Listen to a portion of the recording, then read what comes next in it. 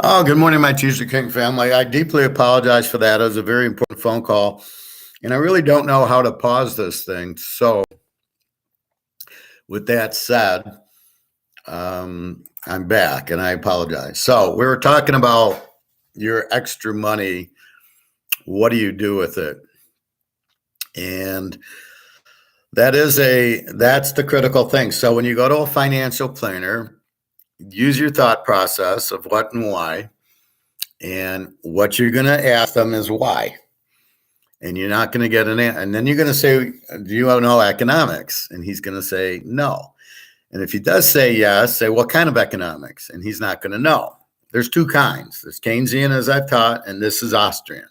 Austrian's free market, let the market decide, competition, and the whole thing. And that's really the key to it. So he won't understand that. You don't want to do any business. Unless they're Austrian economists, you don't want to do any business with them. The Keynesians are all socialists. They don't even understand it. Most of these guys on Wall Street are salesmen. They don't understand it.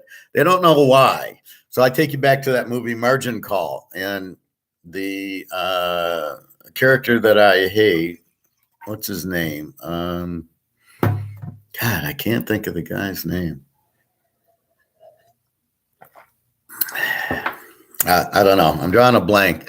He was one of the managers, and like the shit's hitting the fan, and Gerald Irons is sitting there going, Jeremy Irons, he's going, well, it's the shit's about to hit the fan, and the guy's like, oh, what do you know that I don't know? That's your example. I know the guy played Lex Luthor in one of the Superman, and he was in 21. But he just says, well, what do you know I don't know? And that's my whole point. They don't know what the fuck's going on.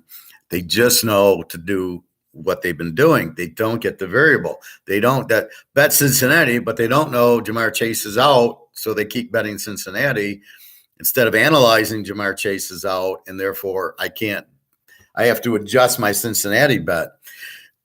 This is what they don't know, and they don't tell you.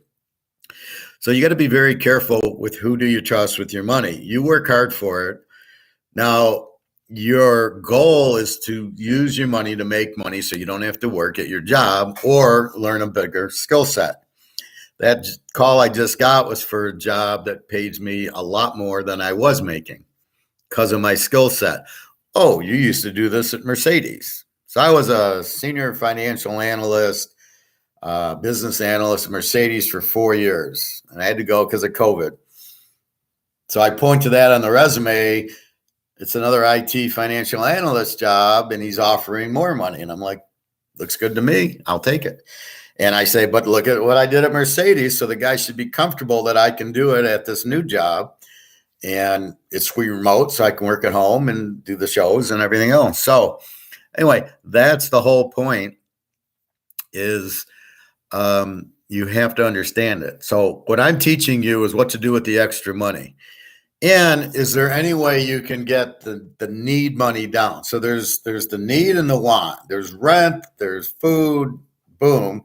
So you can analyze that through competition. Well, instead of buying Crown Royal for $60, I buy Canadian Club for $50. I don't really notice the difference. Now, me, I love this. This is where I used to work, and I'm very loyal to it. So this is what I would buy no matter what the price. But this might be competitive if I buy a Pepsi or a Coke or a Faygo, or I just drink water. That's the other issue. So you're always using competition to your advantage. Now you go on a vacation. Well, what hotel do I want to stay at, the Bellagio or the Tuscany? Do I want to pay $300 a night or $100 a night? Well, it's just a bed I'm going to sleep in, and I'm going to be playing poker and watching football during the day. So why do I need to be in a more expensive room? I can use that money elsewhere. So everything's a decision about money. So what you're trying to do is get your needs down, get your rent down, get your clothes, your food to what's okay for you. But again, it depends on what you're making. If you buy a nicer house because you're making more money or not. So let's talk the average person who's struggling, who lives paycheck to paycheck. how the hell do they get out of the mess they're in?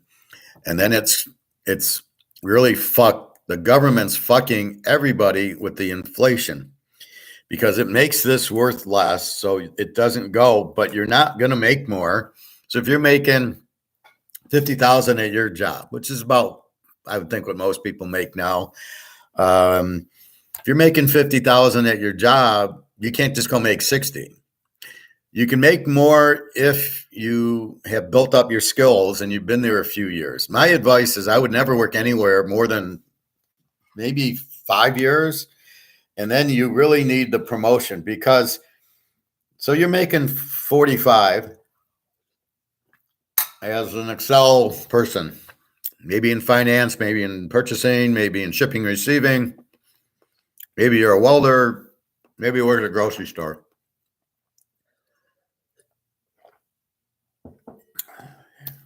So you're making your money, but after a few years, you're not getting your raises. There's always an excuse. Well, the economy's bad, the inflation, da da da da da. So your only way out is your skill set. So you leave the job. So maybe you go every 3 years and you analyze it and you look to get promotion or a raise, and either you get it or you don't. If you get it, fine, that's your raise. If you don't get it, you use that, and now you're making, what did I say, 50,000? So now you look for a new job and they ask you, what are you making? You go 55,000. They can't check. They're never going to. It's just this is the salary range. So if they give you the job at 55,000, you just got a $5,000 raise. He sees your skill set, so you've already built your skill set. So now you're making 55. You just got a $5,000 raise, and you do it again in 3-4 years. You work hard. Give me a raise. You very rarely get raises at jobs. You very rarely get bonuses at jobs because most companies now aren't going to make money because of the inflation and the depression about to hit. So you live and then you try to store the money. And then where do you put it? So again, you can raise your income or cut your expenses. So you really can't cut your expenses too much, right? Rent's rent, food's food. I can buy stuff on sale. When hamburgers $3.99, I buy 20 pounds of it. And then I eat it for the $3.99. I freeze most of it. Or steaks or chickens, $1.99. Then you buy, that's a way to save on your food bill. Your rent's rent, and you need the internet and whatever, your phone, you can switch. I went from AT&T to Smart Talk. A phone's a phone, it's unlimited. It's $50 a month instead of $100 a month. I just made $50. But that's all little stuff. That helps you, but it's the debt. If you get a mortgage, do not get a variable rate, get a fixed rate. If you can't afford it, don't buy it. Because if you get a variable rate, for sure, it's going to go up. It's going to cost you a lot more and you're going to have to dump it. So you don't want to do that. Same thing if it's a car. If you buy a new car, get a fixed rate, get 2-3%, try to get 0%. And then you just pay it off over the 4 or 5 years, pay more than you owe. That's what I did. My payments were I think $475 a month. I paid $800 a month. Now it's all paid off. I don't have to worry about it anymore. So that's what you're trying. Those are ways to do it, is using competition, right? And do I want to buy a Ford or a Toyota? And then I look at the price and then quality and boom, boom, boom. So that's that money. And then, so you get your job, you quit it, you get a new job, you tell them you're making more than you are. They match it because they want you. So it's a want, right? Just like anything else, you see the person, you get along, you want to work for them, you want to date them, you want to whatever. That's what you do at a job. It's the same thing. You like them, you want to work for them. And then you go and you look for a new one and you say, I make 5,000 more, and they don't question it. And they go, okay, fine. Because they know what their range is and they know what your skill set is. Most of us get screwed when we ask for the job. They'll say, well, what are you looking for? And you say market rates. Like, I don't want to say $20 an hour if you're going to pay me 25. You don't want to fuck yourself. So you say, whatever the market, whatever the job pays, I want a fair rate. I don't know what it is. I don't know your industry. Just give me a fair rate. Now, if they want you, they'll give you the fair rate. If they don't care, then you don't want to work for them anyway. So you want somebody who wants you, who's going to give you the fair rate. So you switch your job, you make more money, your needs are paid. Now you get more for the wants, right? So again, the financial planner, you have to understand they're salesmen, they're idiots. Okay. So they don't know anything. They'll put you in mutual funds because they don't have to pick a stock. It's just, well, we'll give you 100 stocks and you'll just pick it and you'll make money. So you're investing to make money. So in a normal world, you buy your stocks, the companies that make money, the Microsofts, the Apples, the Amazons, but they get very expensive. So you can't buy a lot. So they go up, you're making money. You got to pay tax on the income, which they don't tell you. So now you're paying this capital gains tax, which sucks, but it's a percentage of it. So you are making money. So you're making money. Now what do? Now in the normal world, you're going to have inflation, which is going to eat at your money. So it's a tax, which you don't know about. You don't understand inflation because they're not teaching it to you because they want to screw you over. The government does it. The Federal Reserve prints it. And they use that because the Keynes say, well, if you need more money, so you owe on your credit card $1,000 and you don't have the money, we'll print it. And now you have that $1,000. We printed it for you. And they don't see that that's a problem. Well, wait a minute. Rule number 2 says it's got to be scarce to keep the value of the money. Overabundance loses value. That's rule number 2 on the qualities of medium of exchange, of money. If it's got to be limited, it's got to be scarce to keep the high value. If you overprint it, it loses value. What are they doing? They're printing trillions and trillions of dollars. It's losing value, but do they tell you? No. You get a $100 bill, you go, yeah, this is great. No, it isn't. It's worth maybe $50. You need to charge $200, not $100. You need to make not $50,000. You need to make $80,000 to really get what you did with $50,000. Your $100 bill's worth $20, but they don't tell you that. But you go buy your Oreos and your Frosted Flakes, and I haven't bought cereal in a while because I'm on my whole no carb diet, which has saved my life because it keeps my blood pressure and blood sugar down and makes me very healthy. And then I do my fasting, which is detoxification, which lets my body clean itself. Like when you break your arm, your body fixes it, right? Well, it's the same thing on the inside. If you don't eat crap and you don't eat that much and you let your body clean, the body will fix itself, just like a broken arm. So I got smart and I don't buy cereal anymore because it's all carbs. It's all sugar, basically. And I went and I was just looking at it because I'm afraid of this diesel shortage. There's be a food shortage if the trucks can't ship the diesel. If the trucks don't have diesel, they can't ship the food. Well, I'm going to be in trouble. So I was thinking, well, maybe I'll go buy some Cheerios and just, instead of starving, I'll eat Cheerios. And because I can't keep buying my veggies because they won't be on the market. And therefore, without my cauliflower and broccoli and yellow and red peppers, I can't make my omelets and I can't eat. So I'm going to have to eat Cheerios. I looked at the price of Cheerios. Was like for 18 ounces, was like $5. That's what inflation is. But people don't understand. And it's not the price going up. It takes more dollars to buy it. That's the problem. So when it takes more dollars to buy it, your dollar value, the value of what this buys went down.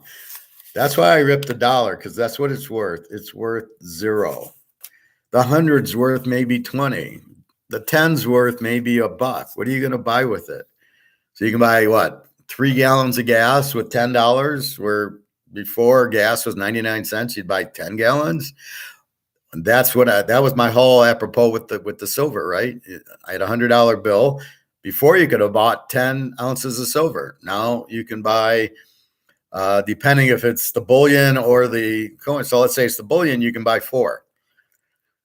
Pretty soon you're going to buy 1, and then pretty soon you're going to need 10 of them to buy 1.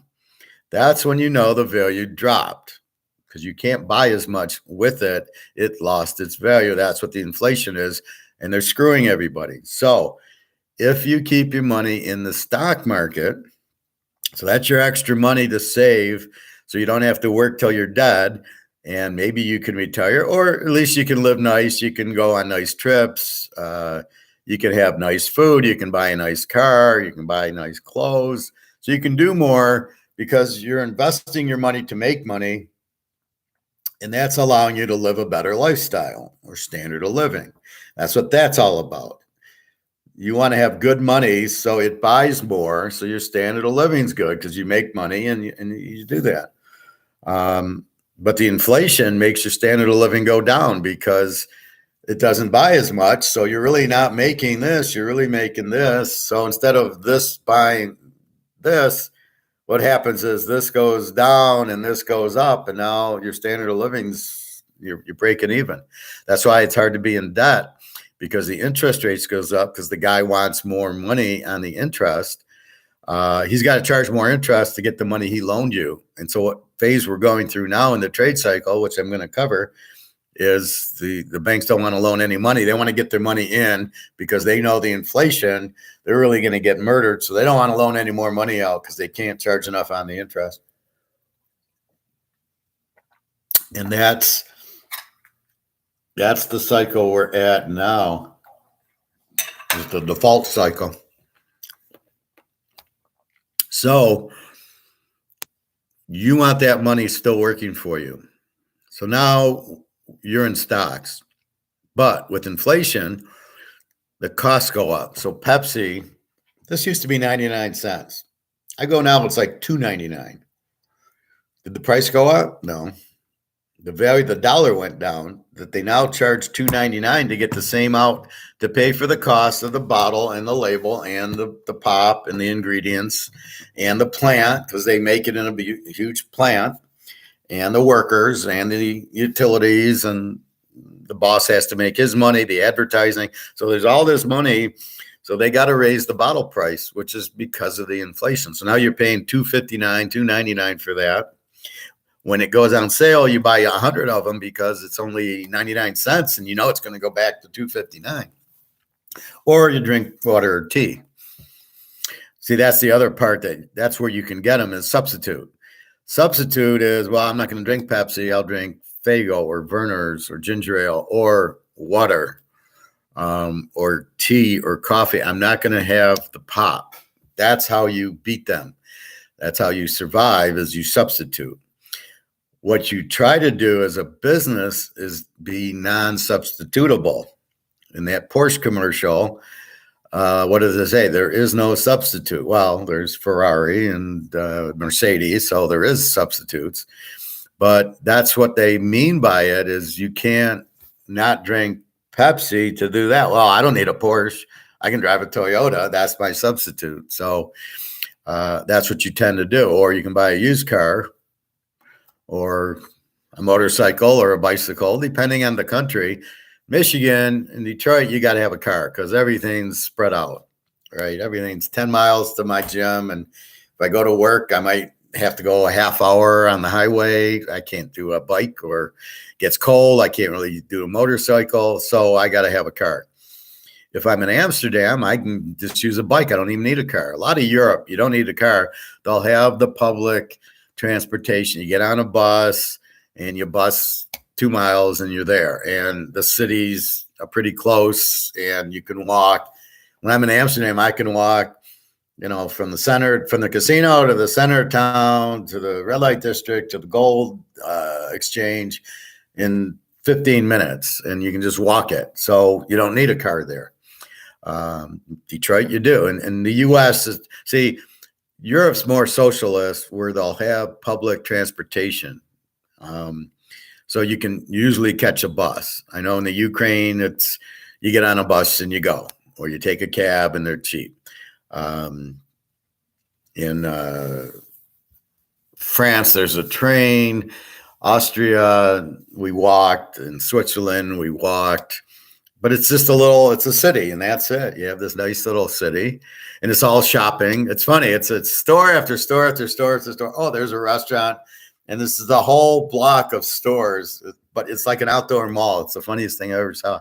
But that's all Europe is a bunch of shopping, and but it's more social. It's more catered to the socialist, with the transportation being, here's a bus for $1, you get on it and go instead of needing a car. Here, it's definitely more, you need a car, but I'm in Detroit where there's Ford and GM.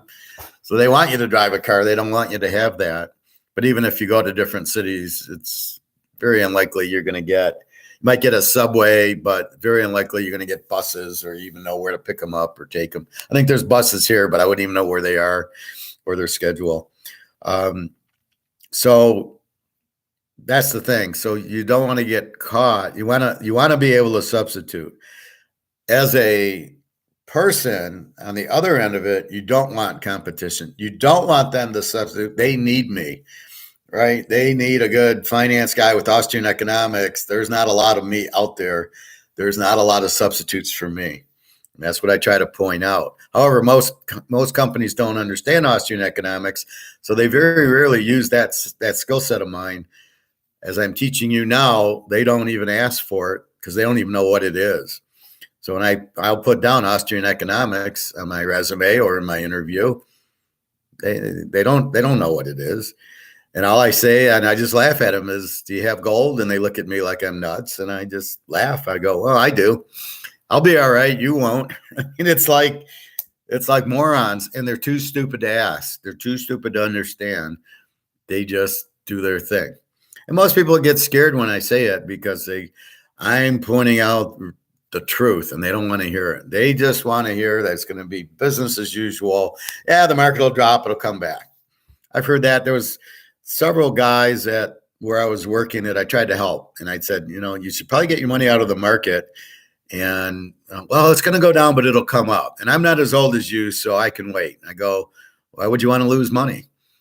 You're in finance. So are you an idiot? I mean, who would want to lose money on purpose? Well, it'll come back up. Oh, you really think this time it's going to come back up? Because you don't know the shit that's about to happen. So you can't understand it. How do you get out of it? You can't get out of it because you don't even know what it is, because you are clueless, but you don't ask the question why. You don't say, Howard, can you explain it to me? They don't know. Very few people understand it or want to understand it. They are not taught it. They think the government will protect them. Why would they hurt them? Or they just don't know, or they just live in the bubble and they're like, well, the market goes up, the market goes down. I don't know why. Oh, Jamar Chase is out for Cincinnati. Well, they'll probably still win and play the same game. We saw how they looked against Cleveland. And it's just, that's what it is. They don't get it, right? They don't understand it. They don't want to understand it. They don't want to challenge anything. And basically, these people are idiots and they get what they deserve, because when you have access to me and you don't use it, that's just stupidity. That's not intelligent. If I see somebody who I can gain access with, who's good at a software program or good at something that I'm lacking, I pick their brain and I learn from it. Or I go on YouTube. Somebody wanted me to do something and I really am not good at it. So I go on YouTube and I look at one of these, YouTube videos and I go, oh, that's what they're talking about. Okay. Now I perfectly understand the economics, the gold and the silver and what's happening. So why do I tell you to get out of stocks and bonds? Because they're printing. Their overabundance is losing value. So this is losing money. Now, you don't need my word for it. You want to see if they're printing, just look at, it's a $30 trillion deficit. We're in debt $90 trillion.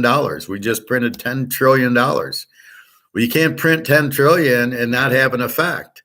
The Keynesian economists think you can. Well, we'll just print. That'll pay for everything.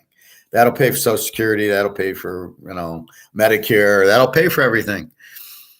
Doesn't work that way. You can't just pull money out of the thin air, out of a money tree, and not have an effect. And that's what I'm teaching you. It has an effect.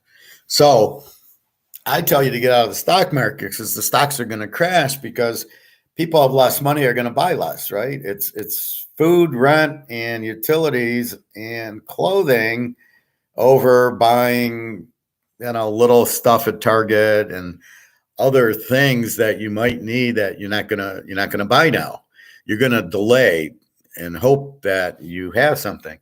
So all those businesses that sell that, you're not buying it, right? You're not buying things that you don't need. You're buying the wants, and you're not buying your wants now because you're delaying, because you need money for the needs, because rent went up and food went up and utilities went up. People in Europe are crying because their utility bills are so high for heat and energy and electric that they're choosing between food and energy. What the fuck is that?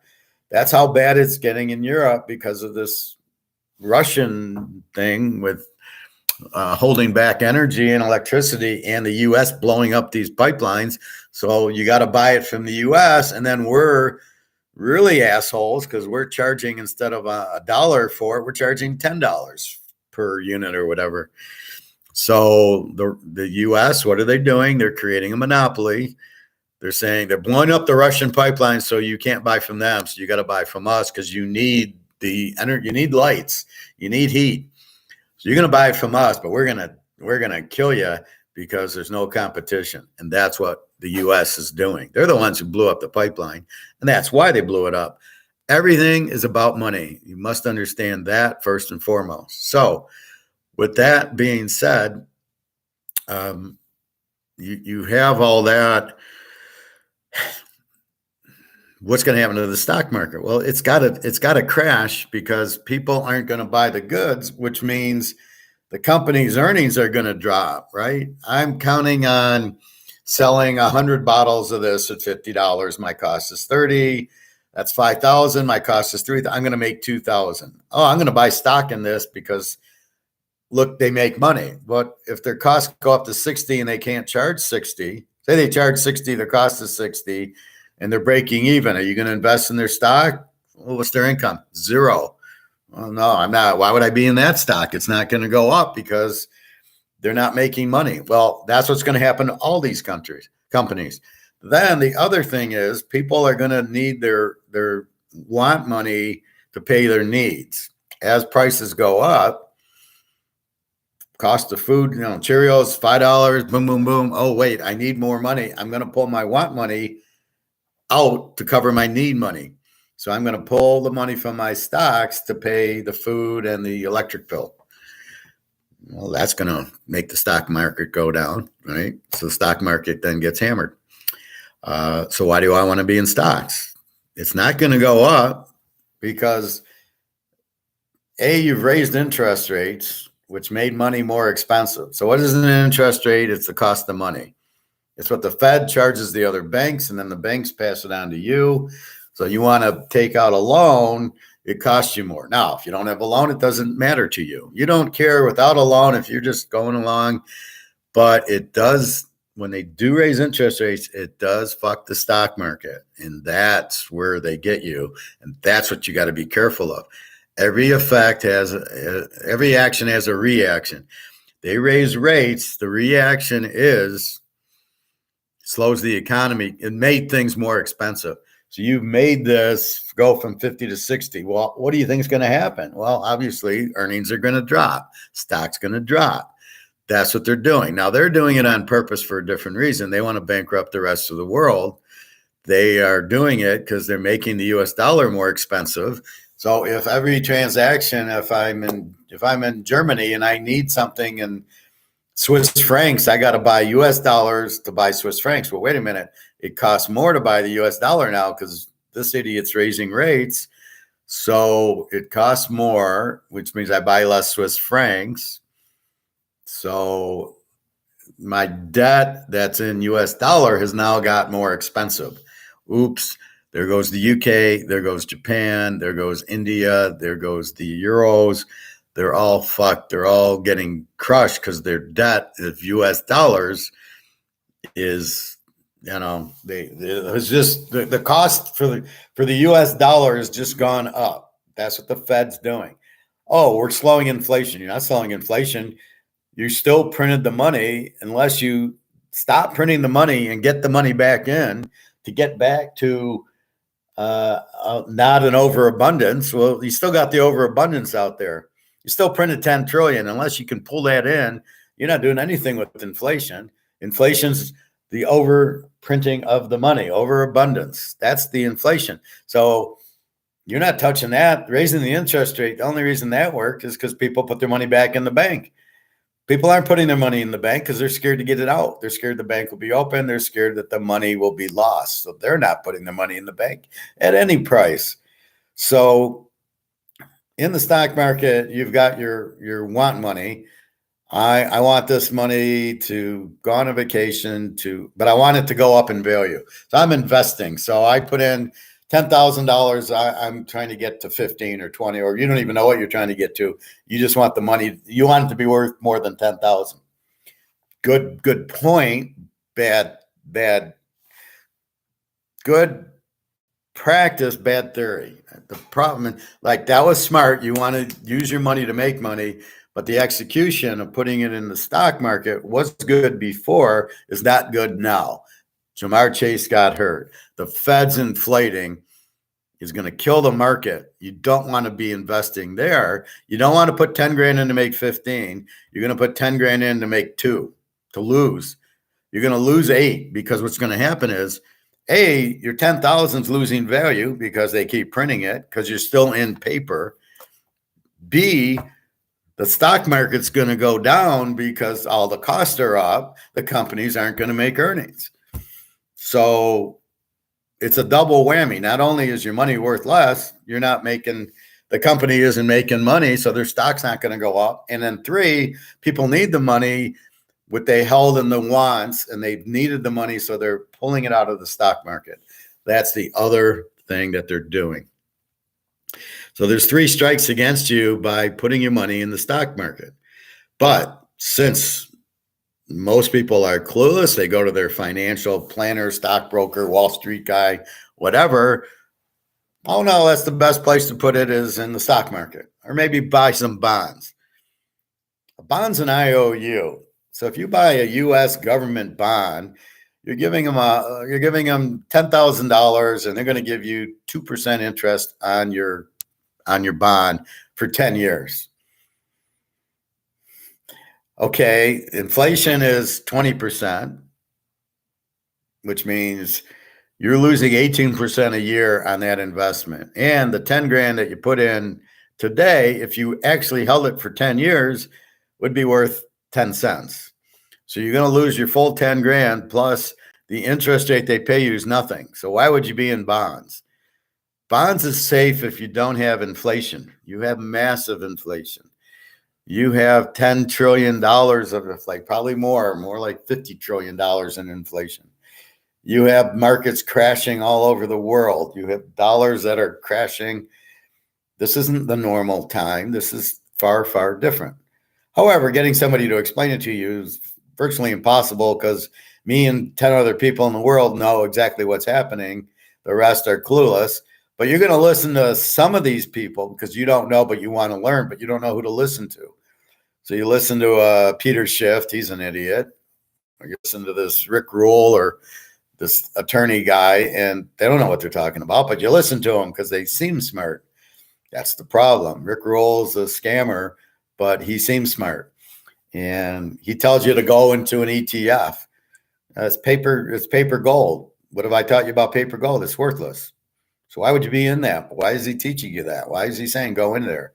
No, you buy physical, and you buy as much physical as you can buy, because this is going to go to zero. So why do you want to hold this? So that's the first point. You don't want to hold that. Now, Bobby Bonilla, baseball star, is one of our students, and he's telling me that a lot of the guys now are getting paid in cryptos. And I said, tell them to get paid in gold and silver, not crypto. Cryptos have no value, right? So the difference between, so you got your money in stocks, which is an asset, but you own the company. You don't own something. Well, I don't have my gold with me. I can go get it, but you basically don't have a physical thing. So without the physical thing, you don't have it. Well, let me get my asset. I know people want to see my asset.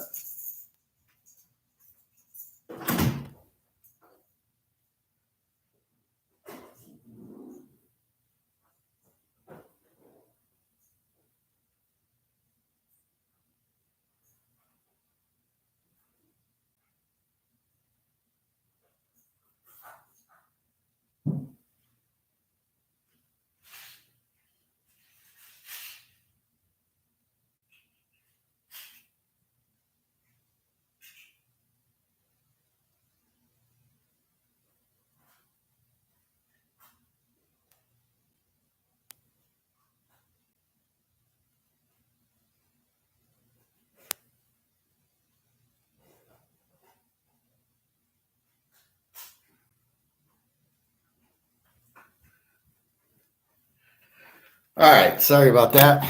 So your way out is assets. Your stock's an asset because it has a value, but it's depreciating. It's losing its value. Your bonds are going to lose their value because the interest rate isn't high enough versus the inflation rate. So you're going to lose in stocks and you're going to lose in bonds because of the inflation, because this is not going to be worth anything, right? So as soon as that happens, as soon as you're losing that,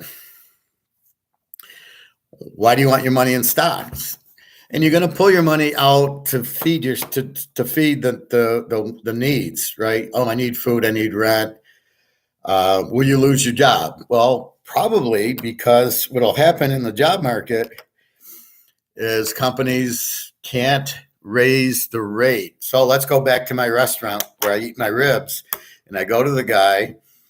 You can't charge $40 for a slab of ribs, even if your cost goes up, because we're used to paying like 22, 23. It's up to 27 now. So it's $30 for a slab of ribs with tax, tip, and everything.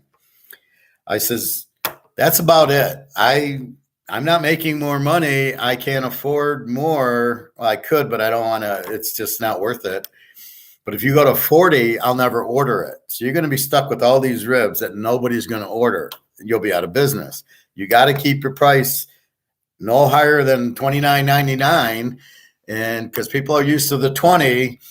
But if you start getting in the 30s, you're going to be out of business. You'll have to lay your people off. So people won't be able to afford it. People eating there, it'll take more money to feed the family. So he has less money for other things. And you keep compounding that, you got less money to go to the Target or go buy a coat. And that. So all those industries start laying off people because you're in business for one reason, to make money. And you want to make 20%. You're not in business to break even. You're not in business to lose money. You're in business to make 20%. Hey, Nick. Here only raised prices a tiny bit, and they are still doing great. He says he refuses to go higher. Well, that's my point with my rib place, right? He's the guy I give the silver to. And my point with him is, if your steak guy raises prices, how high are you going to pay for the steak? So you either go somewhere else, or you won't order steak, or you're going to just come once every 3 months and get your steak. But if you raise it, now his problem is going to be, how much does he have to pay for the steak? I notice meat is not. I can still go to a nice grocery store. It's a little more high end. I go for the meat only, and I can get a New York strip for $11 a pound. So it's not $30 a pound. Although I do notice the grass-fed ones are in the 30s and 40s. I don't get the grass-fed ones, even though you probably should. It's probably healthier, but you don't. I go there twice a week, and then I would probably go once a month if he goes higher. Well, okay, exactly. And then what's he going to have to do? He's going to lose money because You're only going to eat there once a month. So is everybody else. And all of a sudden, he's not making money because he can't afford to raise because the market won't bear the cost increase of the steak, right? That's exactly what happens. And since the steak costs more, but he can't raise the value, he's in trouble. So he's got to figure out a way to, how do I stay in business? How do I cover my cost? And that's the struggle of all these businesses now. How does Toyota sell a $30,000 Camry when the one I bought in 2018 was $22,000? And I will not buy it for 30, even though it's probably the same value, because this shit has probably gone down and it takes 30,000 of these to buy the Camry where it took 22. That's how bad the inflation is. So when you ask, is there inflation? That's your answer. The meat, the car.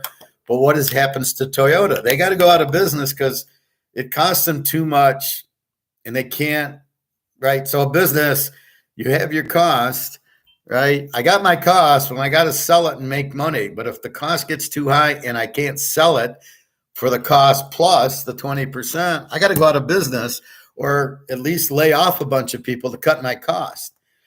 That's the problem with it. And then if you're only going to eat there once a month, he lost money because now you're coming once a month, not twice. What is it? Twice a week? You're eating nice, Nick. Twice a week. So that's the difference, and that's what happens to the businesses. By the way, I looked for those tornadoes. I didn't see any. I did like a weather check on Texas, Oklahoma, Kansas, Nebraska. I didn't see a forecast of tornadoes, so I'm not quite sure where you saw that. I'll check the lines tomorrow to see if they've dropped. But if they do, then, if you're in a tornado, it's an under, if they even play the game. Now they see lightning, they stop the games. Before they would just keep playing. So if you see that, then let me know where you're seeing it, but I'm not seeing it. But I believe you, but I'll keep looking at the line.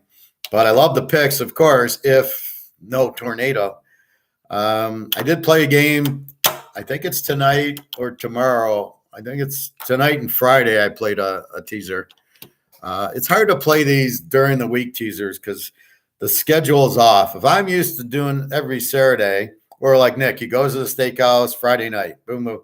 Now it's closed Friday. He's got to go Tuesday. Well, he's not used to it. Well, imagine playing football. We play Saturday afternoons. And then all of a sudden, we got to play a Tuesday night game. You're all fucked up. Your schedule is fucked up. They didn't play last Saturday, but now they're playing Tuesday.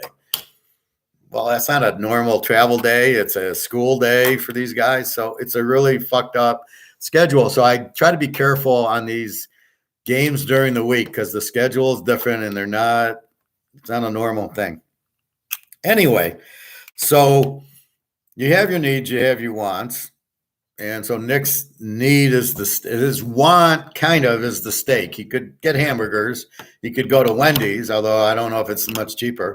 Or he could go to the market and buy 3 pounds of ground sirloin at $6 a pound and cook that and eat that. Or he can go to the steakhouse.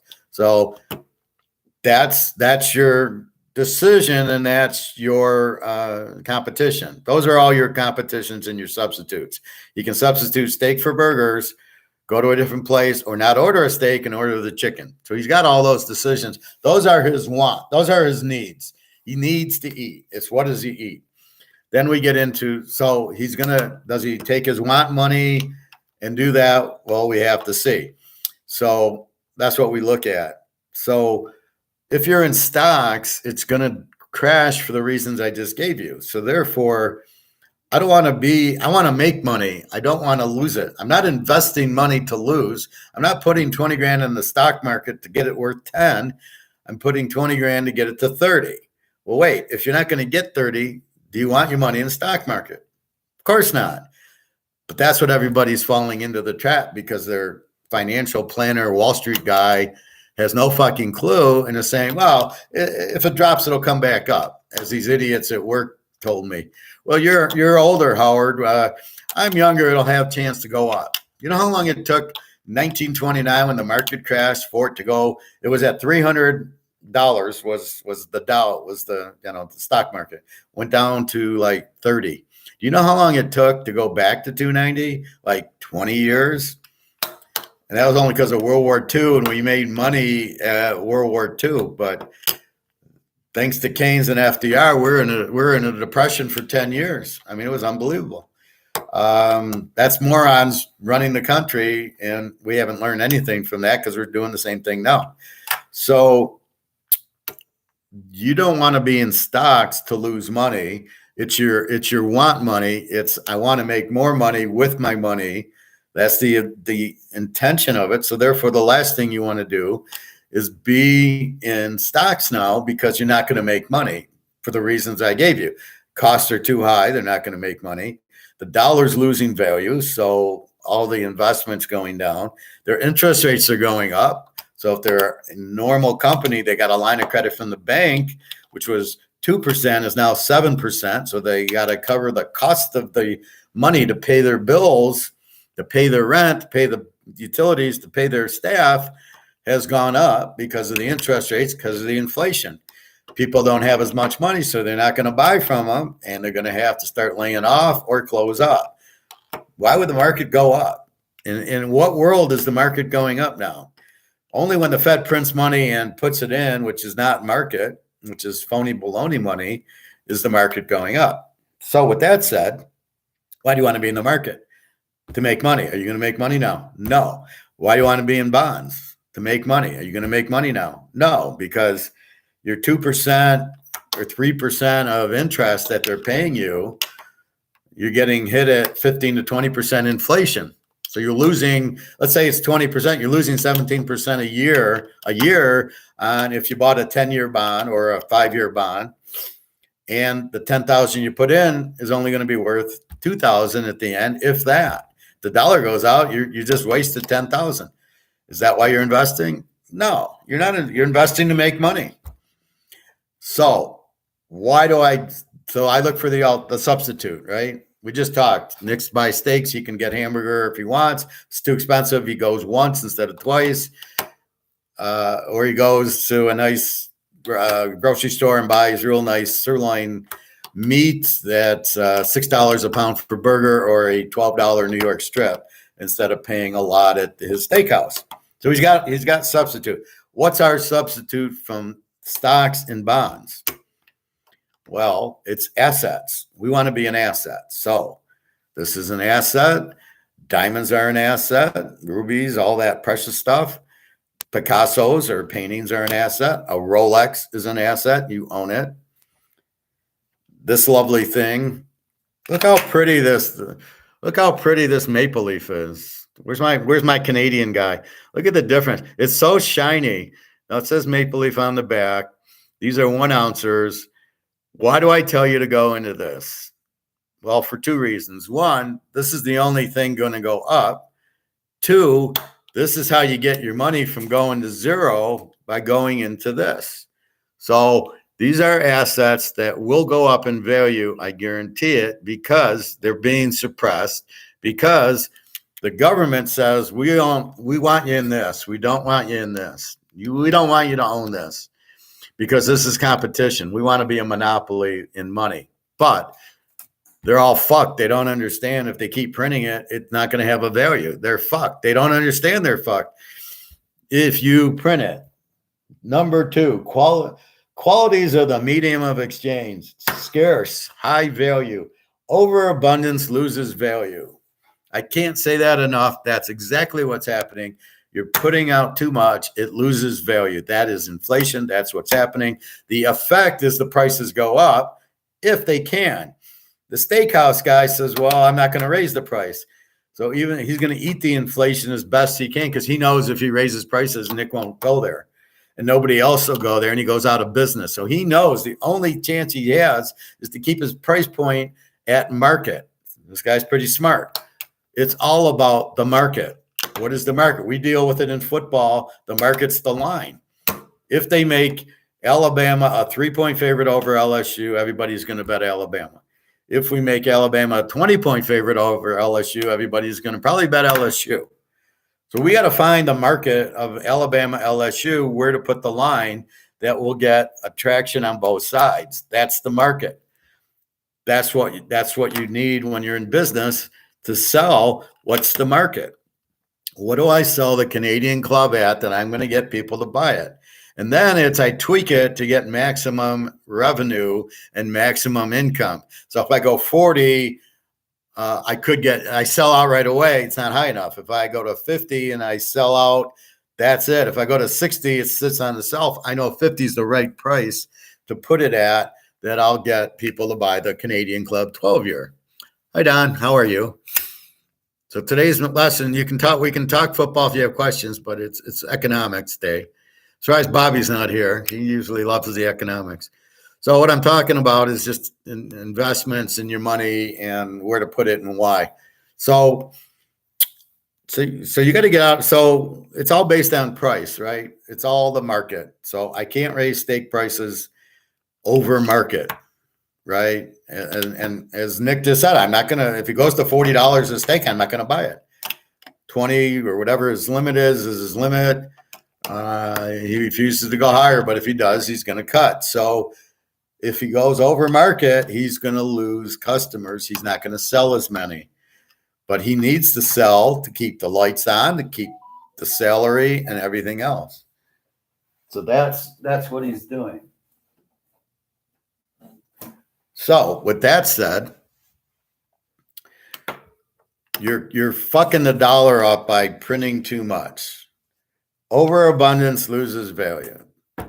That's what we're doing now, because the idiot government thinks money grows on trees and thinks there's no penalty to printing, even though it loses value, or they're doing it on purpose to bankrupt the rest of the world, because we don't want to have currency. I mean, first of all, there's not going to be digital currency, because digital currency means JP Morgan doesn't get a cut of it, and JP Morgan runs the government, will not tolerate that. So we'll always have money. They'll come out with the new US dollar, like the Russians just came out with the new ruble, and Sri Lanka came out with their new dollar, I imagine, and Zimbabwe hyperinflated and came out with their new currency. So everybody's coming out with their new, they just print new money because it's a medium of exchange. You need it to go to the grocery store. So there will always be this. The question is the value of this. There'll always be this since Roman times. Look how shiny the Canadian. God, I love that. That's why I bought it. It was such a shiny piece. There'll always be this, but they're trying to fuck with the value of it. They're keeping it down based on paper gold, not physical gold. And they're saying, oh, it's only worth $1,600. And if you're stupid enough to believe that, you won't buy it because, well, gold's not doing anything.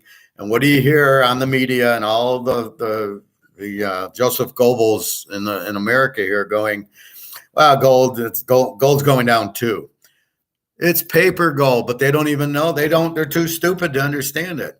Go to your financial planners, your Wall Street guys, whoever you got your stocks with, and ask them about it. Oh, no, you don't want to be in gold. Look, it doesn't go anywhere. Oh, that's COMEX. You think they know what COMEX and physical are? No. Me. You got one guy who does it, maybe a few more. That's it. That's what this is. This is real. This is going to go up in value. This will counter the stakes, Nick. So as the prices, as the value of the dollar drops, driving the cost up, this takes the ride with it. This is money down, gold up. Has to happen because this is money. This is real money, legally money. And I can exchange it for the new money whenever I want to, but this will hold its value. This will go up. As I said, in Pakistan, it's 150,000 an ounce, I read, from 1800, and that's what's coming here. And silver is going to be right with it. Now, your other asset, you'll like this, Nick, is this. All right, so you can go into sports cards. These are assets.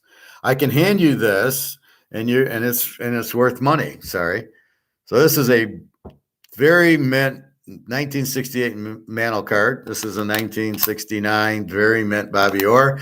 This is a 1961, the year he hit 61 homers, Roger Maris, and this has got to be a 10. Perfectly centered, perfect corners. This thing's got to be worth a ton. So there's different options, but the key is what did I buy? Or Mano 61 Maris. This is assets that will go up and will keep its value. These aren't going to go down when the dollar drops.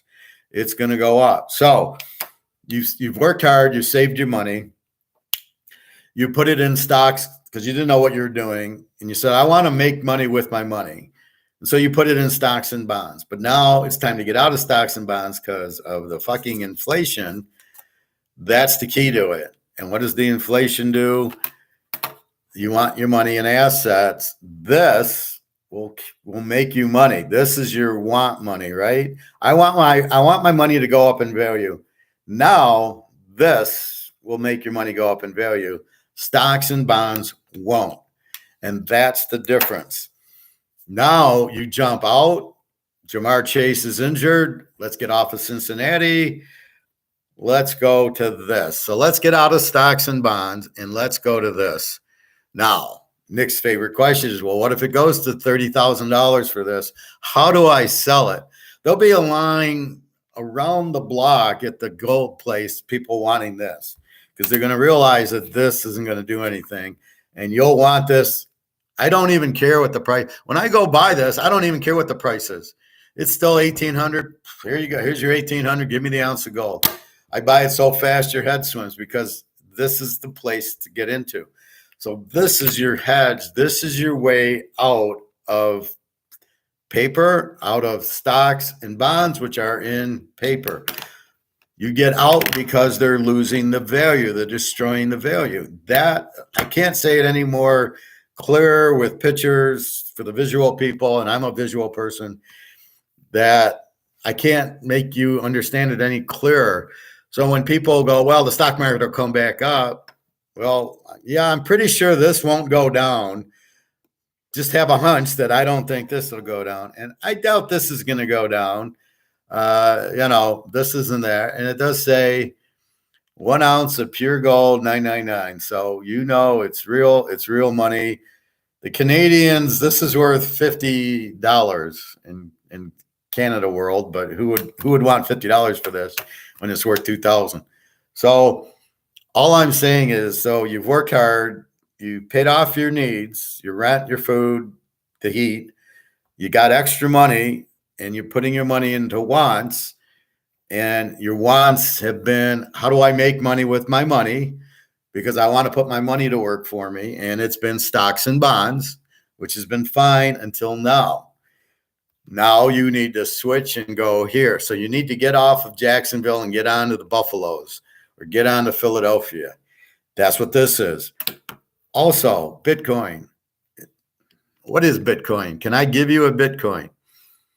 Can I give you a Bitcoin? No. Can I give you these? Absolutely. Would you take these? Absolutely. In a heartbeat, you would take these. You would pay fair market value for them. So if this is $100,000, and if I get it graded PSA 10, it's $1 million, and it's graded, and I can show you the value, would you pay for it? Well, if you had the money, you would. That would be a fair trade because you're giving me the value of this card because it's an asset. It's going to go up in value. So this is worth more than the $1 million you have. Now, if I said, will you give me gold for this? I'm going to ask for however many ounces to get me to what the value of this is. Is that a fair trade for me? Absolutely, because this isn't going to go down. This isn't going to go down. These are two assets that are only going to go up. There's no other choice. They can't go down because the only way these can go down is how this went down. You printed too much. Overabundance loses value. You cannot overabundance this. This is 1968. This is a real 1968 card, not one of these bullshit 2010 cards that they are reprinting. This is the real McCoy. They can't print this anymore. If this is a 10, there can't be more than 50 of them. That's cheap. They can't copy and print this anymore. This is done. There's a little bit more that they can make, not a lot. And the demand for gold's here, and you got this down here. The price is even lower, but they can't print enough to get to demand. you'll never get this, because you'll never get the overabundance. You cannot overabundance this because there's demand. Look at China. They got 23,000 tons of it. You know how many ounces are in a ton? I don't know, but it's thousands of ounces in a ton. Well, why does China have 23 tons of it?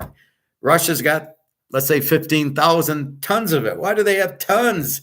If it's no good, they would only have one. They wouldn't have tons. They wouldn't have thousands of them. That's the point. Well, look at Money Heist, 90 tons. They only got 90 tons. Times that by 20. Well, times it by 15. That's what Russia has. Why would they have that many if it's not worth anything? That's always my point. Hey, Bobby, that I missed today.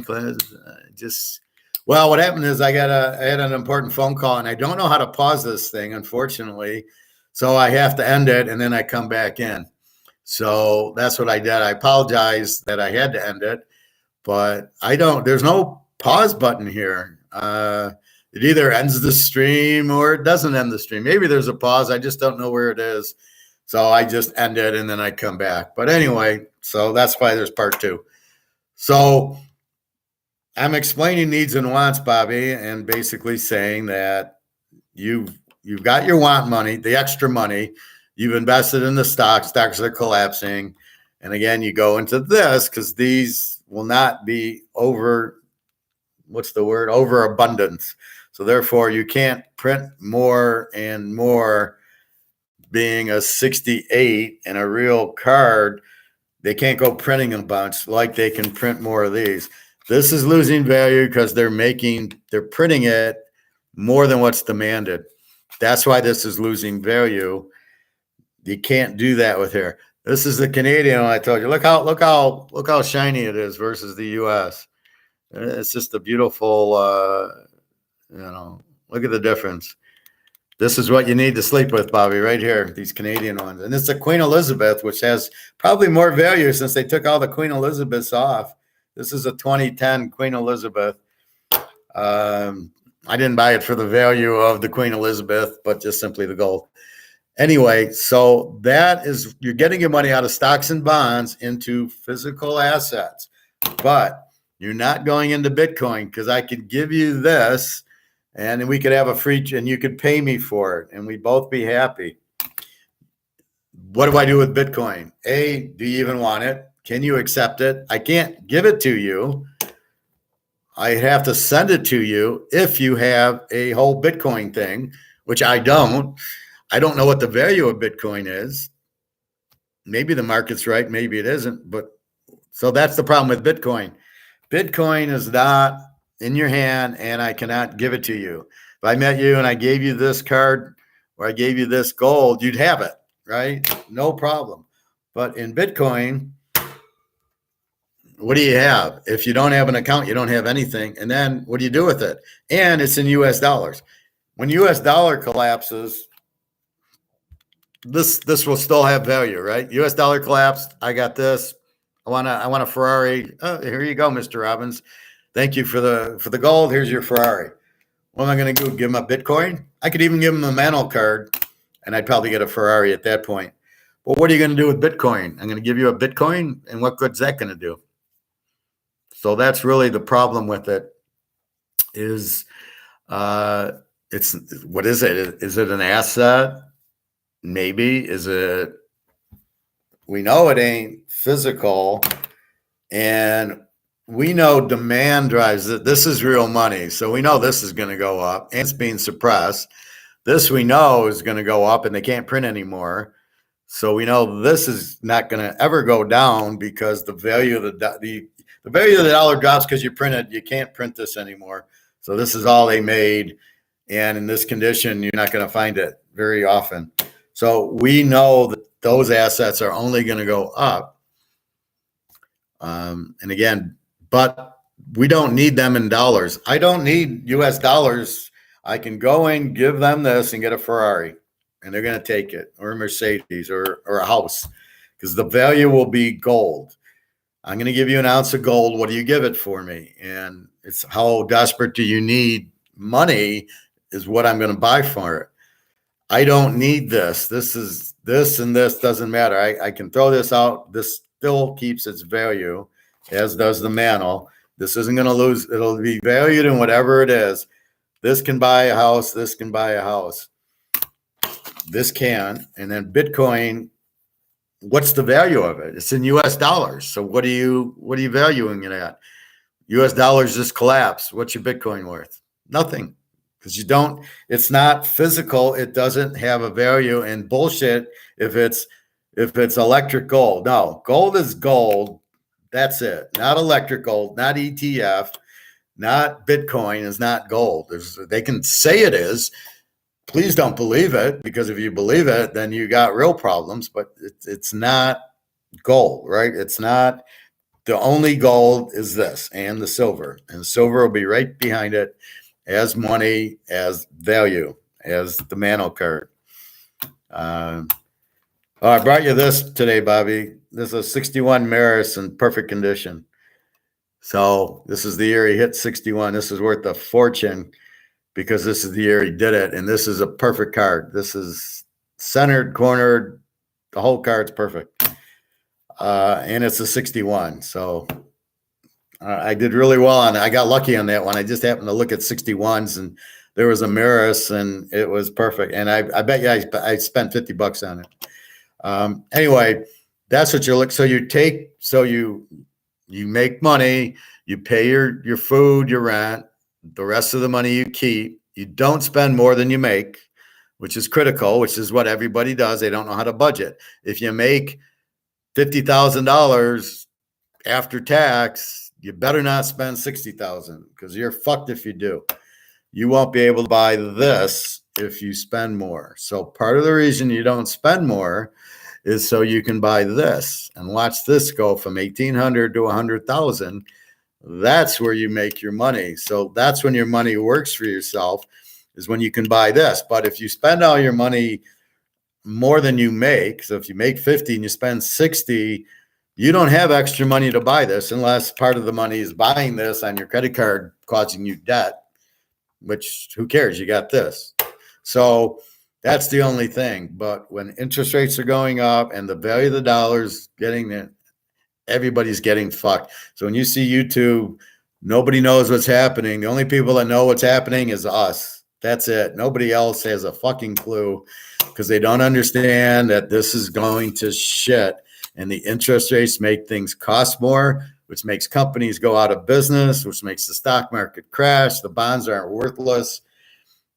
That's why everybody's getting fucked, because they're all listening to their financial planners and their Wall Street guys telling them 60-40 in stocks and bonds. They don't mention gold. I don't even know if they can. They don't say buy gold. That's why I don't have that job, because I got called for that job recently.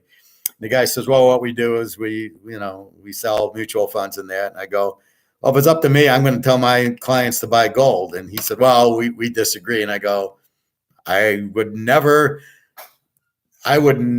tell anybody to buy stocks right now. I would only tell them to buy gold. And if that's not good enough for your company, fuck you. I don't want to work for your company. I'm not going to hurt people. I'm not going to lie to them and say, go into stocks so you guys can make money and give me the small commission while these people get hurt. It's just like margin call, right? They're selling bullshit mortgage-backed securities with no value. And Jeremy Irons is like, well, we're selling at market prices. No, you're not, motherfucker. You know they're worthless. Market for worthless is zero. That's the market, not your bullshit. What people are buying it at the price of if it has value. But if all the mortgages are collapsing because people can't afford them, because they went from variable 2% to variable 5%, and people can't afford 5 houses and are defaulting on it, your mortgage-backed securities that you're selling for whatever you're selling them for are worth zero. That's the market, and you're fucking everybody on purpose. And that's the whole problem with it. So when he says, well, we're selling them at market, no, you're not selling the same product. It's like me saying, well, I'll sell gold. Here's a coup grand for you. Different. So you can see I buy everything. So if this isn't really gold and it's brass, I can't sell it as gold. I can only sell it as gold. I don't have to make it. This is so much prettier. So if I'm telling you this is gold, that's what I got to sell you. You're going to give me $2,000 for it. Eventually, you're going to give me 50,000 for it. But that's got to be gold. So if this is brass and I want gold priced, I'm a fucking liar and a cheat. And that's what Jeremy Irons was. And he should go to jail for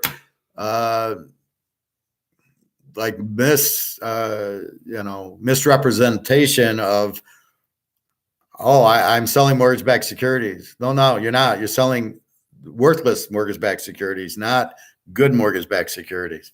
People aren't going to pay them. They're all gone. They've lost the value because you based it on somebody paying 6% for the mortgage. So you're selling them as, hey, do you want a way to get 6%? So what the mortgage-backed securities are is you pay your mortgage on your house at 6%.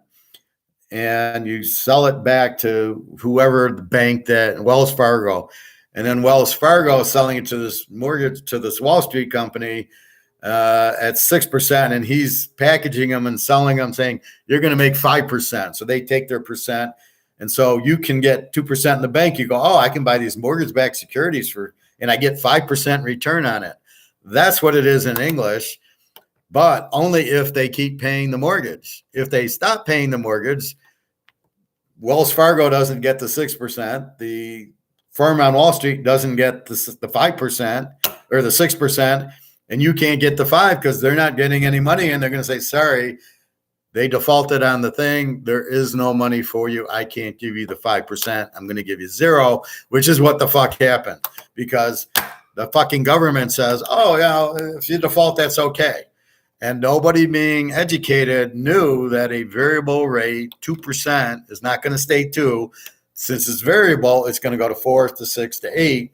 You buy the fixed. I remember I did this. I bought the fixed at 3%, and I laughed like, you got to be kidding me. And, do you want the variable at 1.5 or 2? I go, no, I want the fixed at 3. I know that's not going up. It's fixed. The variable is 1.5. I know it's going to go to 3. 5, 7, because that's what the fucking banks do. It's a variable rate. It automatically goes up 2%. Automatically. It's not going to sit at 1.5. Doesn't matter. It's going to go up to 3 to 5 to 7. And if you can't afford it, why wouldn't you just get into a fixed one at 3%? So anyway, that's what they did, which is totally illegal. They all should have went to jail for misrepresenting. Yes, in a market where everything's working, you can get the 5%. But if they start defaulting, FYI, if they start defaulting, you're not going to get anything. How many people would have bought it? So you frauded people into believing they're always going to get this 5% no matter what. And that's not what was happening. Nick, you're wrong about this. I'm an economics professor and the rate stays at 1.5%. I know you're joking, but I wish if it's a fixed rate, but in a variable rate, it automatically goes up. I mean, that's what happens. So I know you're joking, but it doesn't. That's the problem with it. People think it will, and it won't. So that's what people are doing now. So people who are in their wanting to make money with their money are in the stock and bond market. And it's Jamar Chase got hurt. You got to get out of the stock and bond market. Something changed called inflation, which is overabundance of the money, making it worthless. So you got to move your money out of that into this because this will not get hurt. That's why I tell you to move it out. Is to invest all your money in meth, gambling, and Pizza Hut. Well, that's sound advice, Nick. Professor Nick. Can't beat Nick. He's got it. So that's why I'm telling you to do it. I guess that's the explanation. But if you go to your financial person, if you have one, he's going to tell you to stay stock and bond. And that's why 99% of the people are in trouble because they don't know what the hell they're doing. They don't understand it. And they're basically going to be in their stocks because it's always been a good investment. They forget 1929 and probably the 70s, the market collapsed too. The only reason it's there is the government's printing money and holding it up. Well, once the money is worthless, because what's happening is the BRICS countries, right? Brazil, Russia, China, India, Argentina, the South America, the Saudi Arabia, Iran, Iraq, all those guys are saying, fuck the U.S. We want to get out of the U.S. dollar because they're raising rates. They're collapsing our economy. We want to be in the new dollar that's going to be a dollar backed by gold. That's where we're headed because we know you can't fuck around with gold. They're buying all the gold up. We're sitting there like idiots. How much gold do you think we have? We got this much. I got more gold than the U.S. right here. I got more gold than the U.S. Treasury has. I got two is more than they have. Supposedly they got 8,000 tons, but we all know that's bullshit. Because if you ask me, Howard, can I see your gold? I'm going to go, sure. Here you go. Well, what happens when the Congress says, let's go to Fort Knox and let me see it? Why would you deny it? If you really had the money, you'd be going, here it is. I can prove it to you. That kid last week asked me for my diploma for my master's. What did I do? I showed him. Yes, I have a master's. Here's my diploma. I have a Mickey Mantle card. Here it is. I'm happy to show it. Yes, I have it. What I'm telling you is the truth. I'm honest. This proves it. If I didn't have a Mantle card, I'd say, well, you can't see it. What the fuck? Why can't I see it? Because I don't really have it. So does the U.S. have any money in Fort Knox? No, they don't have any fucking money in Fort Knox. So that's what happens. So the U.S. has zero money. All the gold is in Russia and China and India now. Some in Turkey's been buying, and Poland and Czechoslovakia. All Europe understands it, and they're all buying gold. The U.S. is printing their money to death, and the question asked is, why the fuck are they killing the dollar? Why would you do that? You're running our country. What are you doing? Why are you killing it? Because you're not running it. George Soros is running it, or some Chinese guy's running it, or Putin's running it. Somebody's running the country that isn't in the best interest of the Americans, because it's not in the best interest to fuck your own money. That's not why you're a government. You're a government to protect your money, protect the laws, and they're doing everything but protecting it. They're killing it. They're killing it by printing it, right? Overabundance loses value, and they're overabundancing it by 10, 20 trillion dollars, and they keep printing it. And raising this interest rate isn't going to do shit. It just is going to make everybody, their costs go up, because if you borrowed for a car, a house, or a credit card, you're paying more. And then the other countries who buy U.S. dollars to pay for gas is now their costs have gone up. They can't afford it. Bankrupt. Everybody's fucked. What the fuck are you guys doing? What are you up to? And it smells like George Soros is behind it all. Bobby, when I asked at the guy at the coin store for Silver Eagle, he told me it's too high and I shouldn't buy them. Who the fuck told you that? Your guy or my guy? I don't like who you're dealing with, Bobby. Who the fuck? Is he in business to sell it, or is he in business? So obviously, if I translate it, it's, I don't want to sell it now. Okay, your guy in Tampa is telling you to fuck off, not to buy it because it's too expensive. Did you ask him how expensive it is? So give my guy a call. Tell him you're my friend and you want to buy silver, and your guy in Tampa isn't, and you'll pay the extra FedEx, whatever the fuck it is. Well, that's what my guy's $35. So why is that too high? Now the buffaloes I got the other day at 24, maybe he still has buffaloes. He even had 5-ounce bars and buffaloes. He had a lot of them. They're probably gone by now because this was Saturday, but give him a call and see if he has any. I don't know what else to tell you, but that's, this is what you want to buy right now. It's this nice shiny maple leaf. Buy an ounce. You don't have to buy an ounce. You can buy a quarter an ounce. So a quarter ounce is $5.50.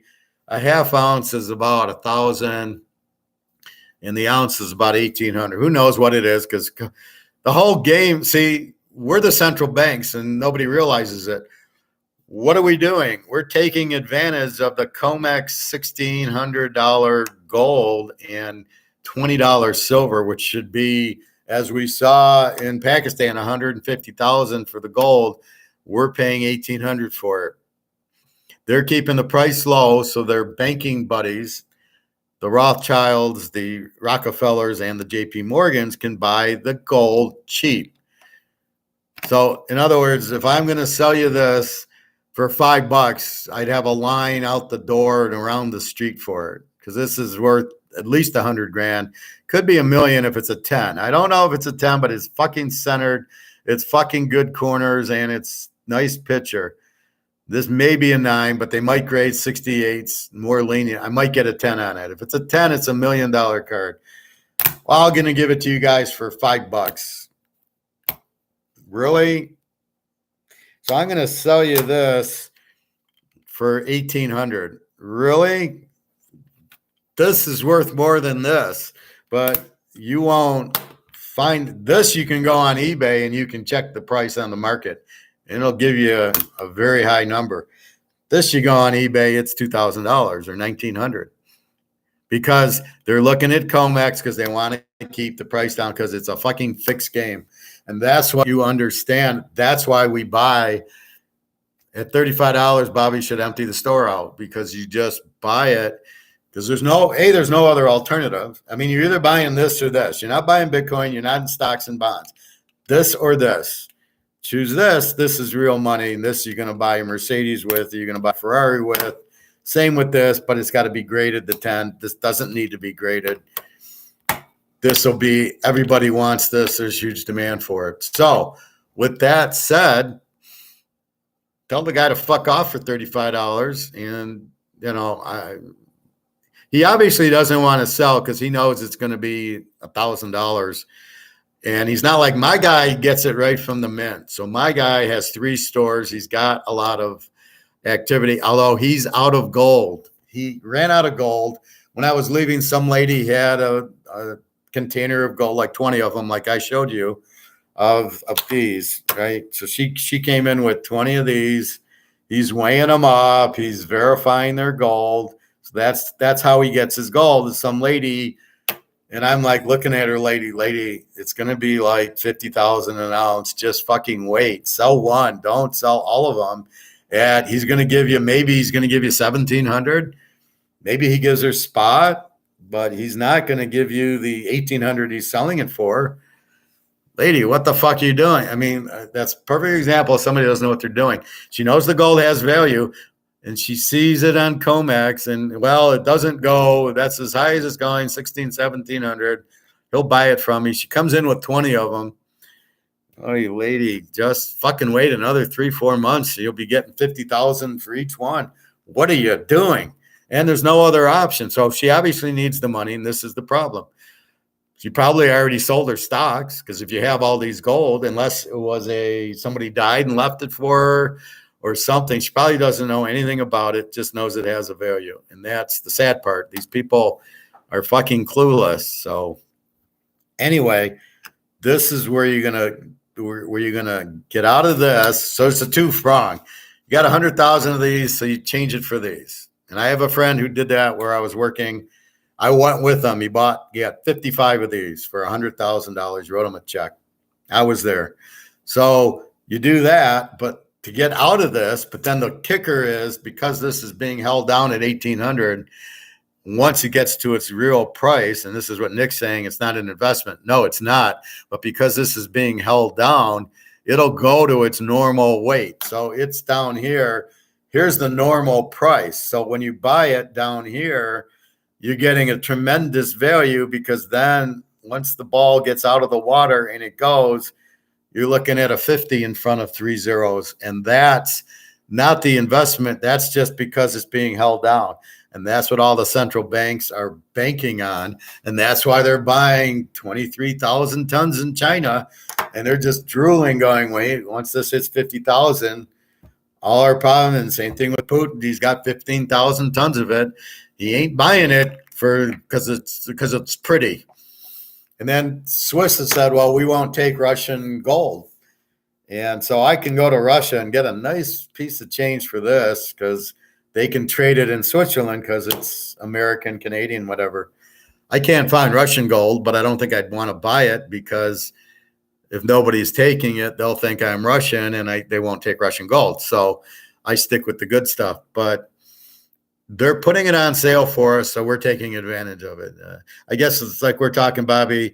They're intentionally walking you, and you're like, "Thank you," and that they're giving you 3 balls and saying, "Here you go," and you're going, "Thank you." That's what they're doing. They're keeping the price low, not for us because they tell us it's not worth anything. Look at the price. It's for the Rothschilds and the J.P. Morgans and the Russian central bank and the Chinese central bank and the Turkey central bank to come and buy your mantles at $5. Buy as many as you can get because we all know the value is 100,000. So don't fuck around. And that's what they're doing.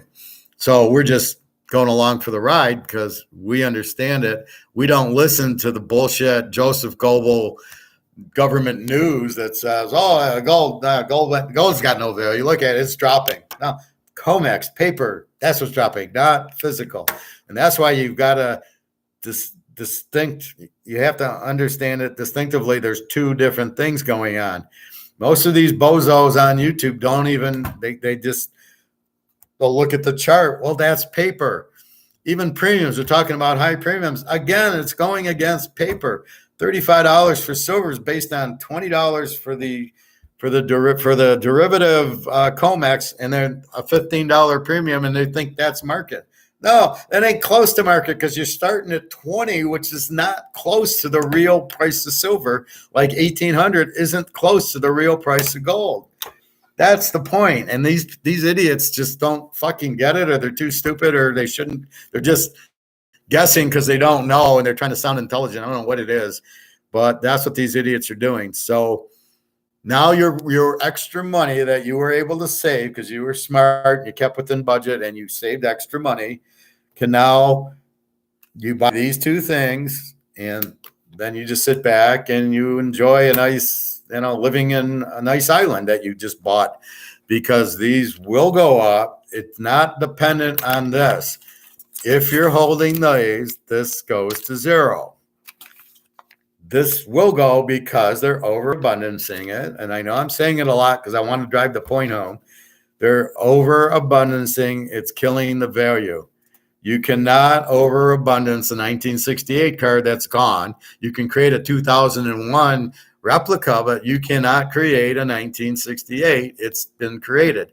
They did print a lot, but there's not a whole lot that are like in this condition in 2022 that are mint condition, nicely centered. You might get some that are stained at the corner or it's off center, but good luck finding this.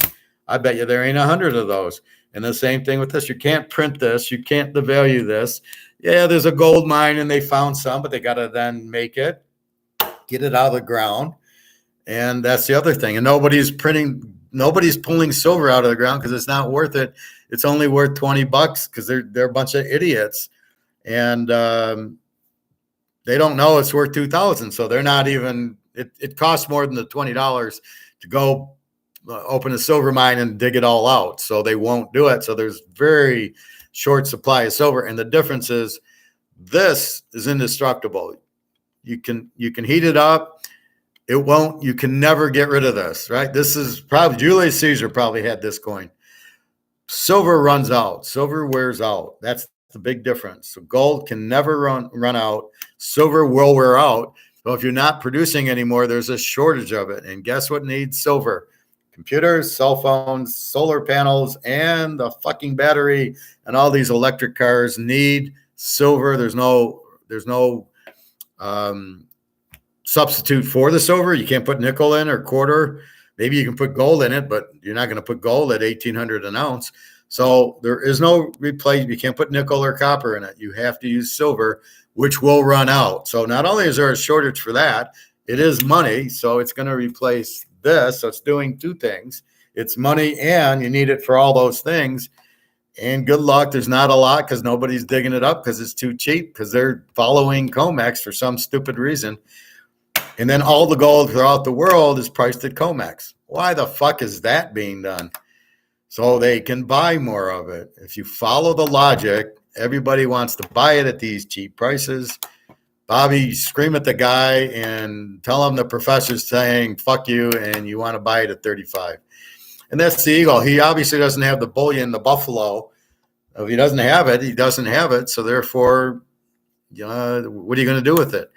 So like I said, my guy was out of gold. I've never seen him he didn't have one out. He didn't have nothing. That's where I buy this, because somebody brings it in and he always has 5 or 6 of these. He had 0 on Saturday. No gold. I couldn't believe it. He says, well, we've ordered it and it'll be in 4 weeks. I go, no, it won't.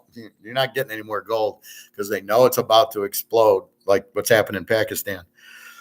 So that's your out of the market and out of bonds. And if anybody has financial planner, go ask them. Say, you know what? I was listening to the professor, and why am I in mutual funds? Oh, well, it's safe. It'll go up. Well, there's inflation. Isn't all the stocks going to crash because the costs go up and the market won't bear it? Well, I don't know about that. I don't know what that is. What kind of economics do you know? I don't know. Are you a Keynesian or an Austrian? I don't know. So what the fuck would you listen to this guy for? Why would you give him your money? You can't. You gotta control your money. I'm telling you what I do with my money. Maybe that's a good idea for you. That's the point of it. But I'm educated with the freaking masters in it, and I understand it. Most people don't have a clue, and that's why I'm telling you, ask them. And if you get somebody that knows Austrian economics, ask them about the invisible hand and Adam Smith. And if they don't tell you what the invisible hand and Adam Smith are, they don't know Austrian economics. The invisible hand is keep the government out. It's between me and you. If I want to sell Bobby this coin and I say, Bobby, I need 1,800 for it, I don't need the government coming in, taxing us and saying you got to fill out these forms. I want it to be between me and Bobby. Here it is. You want it? Here it is. Goodbye. Thank you very much. That's the difference, right? So that's what's happening with that. So you ask your financial guy, and they're all a bunch of idiot salesmen. They do not know what they're talking about. They don't care about you. They're not trying to save you. You're trying to make money.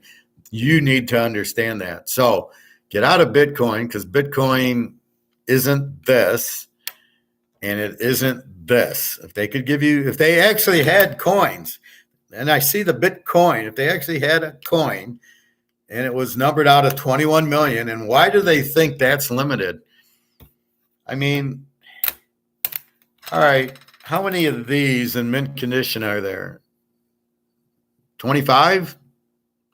Is 21 million more limited than 25? Really? I know there ain't 25 of these. So this is, if you want something limited, you buy this. This is more limited than this, but gold's gold. Everybody wants gold. Not everybody wants a mantle. This is actually money. Could I walk into Mercedes with this? If it was graded 10, I could walk into Mercedes. He'd take it in a heartbeat. Because he doesn't know what the grade's going to be, so he wouldn't give me as much. That's why you get them graded, and I will get these graded. But anyway, that's the point of it. So you're getting out of money, and you got to get out of stocks and bonds, and you got to get into gold and silver. That's the reason. That's not an opinion. That's a fact. So economics, that's what it is. So what else can I teach you? This is from my Fin 515 master's class. The worst investment for a bank is what? It's real estate. Why? Because it's long term. You own a house, you can sell right away. A house you can't. So I don't know why BlackRock's buying up all these houses. Look what happened in China. Their whole economy collapsed because they were into houses. And then there's no housing market now. They're blowing up buildings, or they're collapsing, and they are in huge. Their economy is basically failed in China because they're all in this Evergrande, and it's failed. And that's why, as a bank, you don't want to be in real estate. People think real estate, a house is an asset. But if you buy the house at 200 grand, okay, it goes up to 400. But if you buy it now, it's already gone up, right? So my buddy in Alabama bought a house for 150. He told me 5 years ago it's worth 300 now. I wouldn't buy the house at 300. A, the interest rates are up, so you're not going to find a buyer. And B, it's already gone up from the inflation. So the inflation is supposed to kick the value of the house up because it's an asset. So it's going to, as this drops, the value of the house goes up. That's the intention of buying real estate or a Picasso or diamonds or this or any of that is because it'll just take more dollars to buy it. This really never goes up. This is really never going up. It's the value of that. Like I said, this was $35. This was $35 in 1971. It's the same ounce that was there in 71, but now it's 1,800. What changed? The value of the dollar dropped. Where now needs 1,800 of these to buy this, where before you needed 35. What the hell have they done to our money that it now needs 1,800 to buy it? Well, wait till you need 50,000 to buy it. Then what the fuck did they do with the money?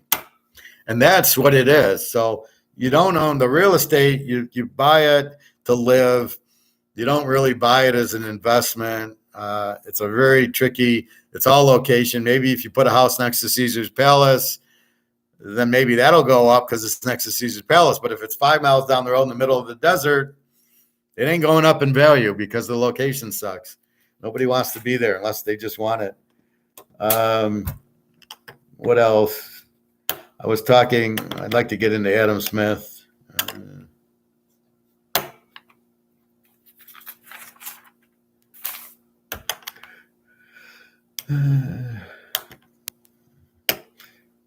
So if we're talking about interest and we're talking about savings, the reason you save is that things will be more valuable later. Okay? It's a precautionary motive, it's an income motive, it's a transaction motive, and a speculative motive. So you're putting money in the bank so it'll be worth more later. We got a big problem with that right now, don't we? Because if you got money in the savings account, how is it going to be worth more later? A, you were getting no interest. Now you're getting what, 2%? B, with the inflation, the money's going to be worth less. So there goes the whole thing about savings now. You don't want to save. This is your savings. This is your savings. Not so money is only a medium of exchange. It's to go to buy steak and buy ribs and go get groceries and go get a shirt. That's what this is. This isn't, it's an asset in a sense. But if Bobby's friends are holding 1 million of these, they need to get into this very fucking quickly because they're gonna be crying, and Bobby's gonna go, well, if you would have listened to the professor, you would still have money. That's what's gonna happen to all his baseball friends and football friends who are holding $1 million, thinking, oh, I'm all set. No, it's all gonna go to nothing.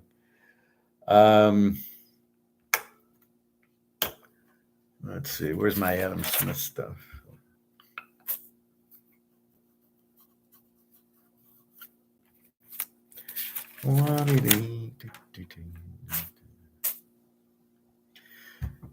Well, real quickly, the classical gold standard, the advantages, no inflation risk, low interest rates, because you can't print it.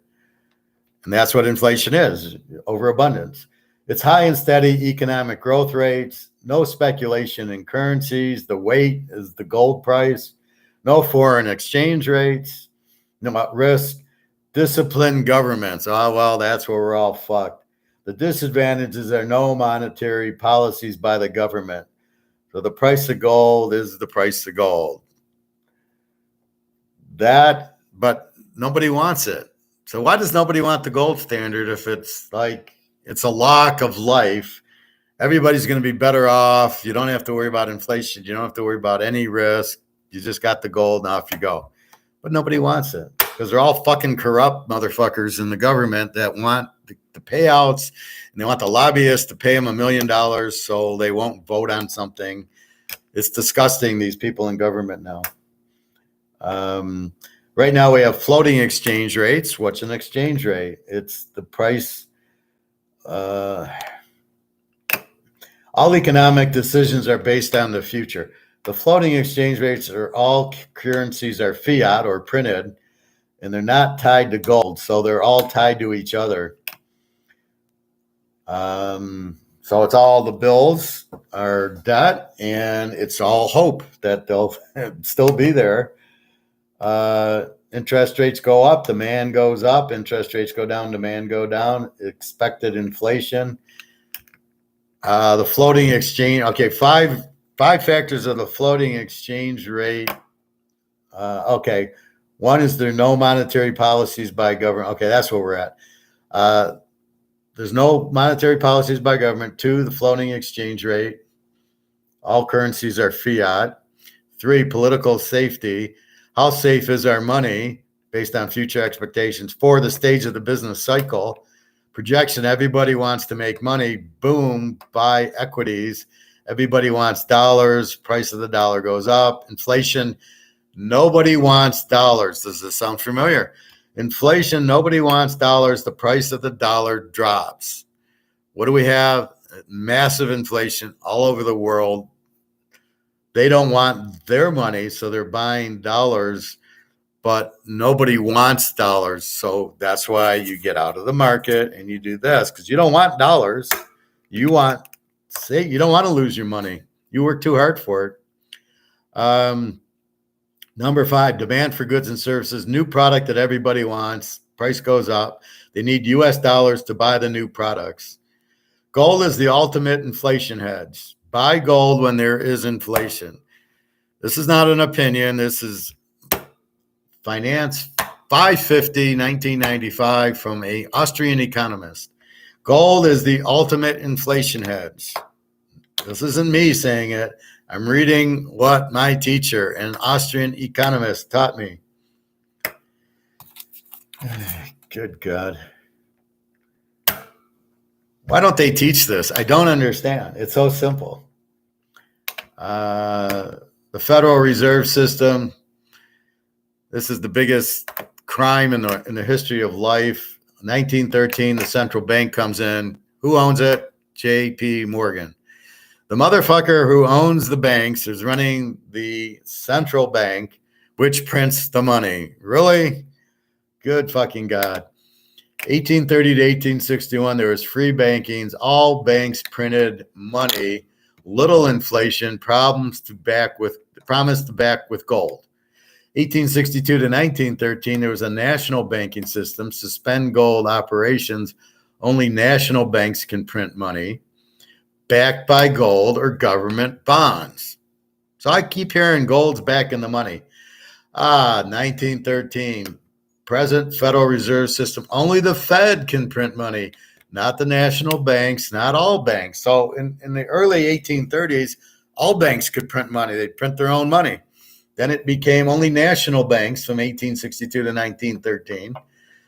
And then in 1913, J.P. Morgan says, you know what? The Fed will be the only one printing. They're the only one that can print, who can print dollars. Central bank, quote, monopoly on printing money, the only one. What the fuck's wrong with that? And what have I warned you about with monopolies, right? That's the problem. Monopolies have no competition. And you're making J.P. Morgan the only fucker that can print money. And it's not backed by gold. And it's a lot of inflation, which means they're killing the value of their own currency. What kind of system is this? Who the fuck would think this works? How it works and what it does. So the promises that the Fed was supposed to do was overcome the trade cycle, the money supply, increased money supply, stabilize the value of the dollar. A dollar is worth $1. Now it was worth 11 cents in 1995. Prevent bank failures. There's been more bank failures than ever with the central bank. So everything it was supposed to do, none of these promises have worked. They didn't do what there was the whole design or the whole scam of why we'll have a central bank. They didn't do any of them. There's 3 things they didn't do. They have a trade cycle by them raising interest rates. They didn't stabilize the value of the dollar. A dollar from 1913 is worth 11 cents in 1995. And there's more bank failures than ever because they're getting fucked because they think they have, like all these derivative banks who have derivatives on gold and silver are all going to get fucked because they're banking it to go down. That's why the price is down. And when it hits 50,000, what are these banks going to do with these derivatives that they all lost their ass on? What the Fed does, they do reserve requirements. So they tell the banks how much money you need to have for the customer. So if I give them $1,000, they're supposed to have 10%, $100 of my money in the bank. And that's gone to zero. Bank must keep so much of deposits on reserve in the Fed. Open market operations are number 2. Fed buys bonds from Salomon Brothers. Money goes right back into the Fed on reserves. Excess reserve equals Fed funds market. A market between banks for excess reserve is most widely used. So the Fed's buying the money from the banks. So it's between the Fed and the banks. Sort of like if a bookie needs action on a game, he'll go to another bookie and say, what do you got on Oklahoma, Texas? And so he'll make the bet with the other bookie. An example was NBD, a National Bank of Detroit, shortage in reserve. Comerica, another bank of Detroit, has extra reserves. The Fed funds then says NBD should borrow from Comerica and tighten it up. The Fed's fund market is between banks themselves. The Fed buys bonds, reserves go up, the Fed funds drop. When the Fed sells bonds, the reserve drops, the Fed funds go up. Why is the Fed buying the bonds in the first place? So, where's my Adam Smith stuff?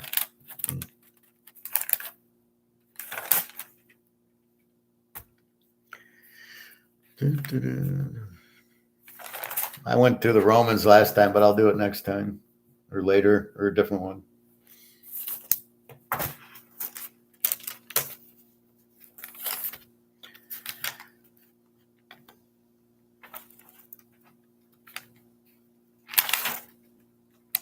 Here's Adam Smith.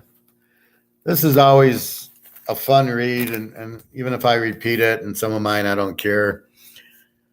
Adam Smith taught division of labor and productivity, which is what I began with, is that I'm in finance, you're in IT, you're in grocery stores, you're in banking, whatever it is, we all have different division of labor. The doctrine of the invisible hand. Now, here's what I want you to ask. If anybody says they're an Austrian economist, you're going to ask them, tell me about the invisible hand. People should be free to make money by producing what the people want, the demand. I want a green shirt. I'm going to make it because he wants it. I'm going to make a sale. So I'm going to charge him enough to make money. What the people want by self-interest. Supply will go up. The price will drop. The best way to spend wealth. Productivity increases and prices drop. It's the best for the public. So that's competition. To promote the common good, which is us. We're the common good, not the fucking government. And the government is not about the common good. The government's about themselves. How much can I steal? Well, Biden, Pelosi, all these idiots. Oh, I got kickbacks. Oh, China did this. Oh, I got that. Do they have our best interest? No, they're not promoting the common good. The economy is automatic. So if you would let the prices go in the economy and you wouldn't have inflation, if you're on gold and I come out with Canadian Club, the market will tell us what to do automatically. At too high a price, you won't sell. At too low a price, you'll sell out. You'll find the perfect price that people will buy it, and you'll make your maximum amount of income. That's what it is.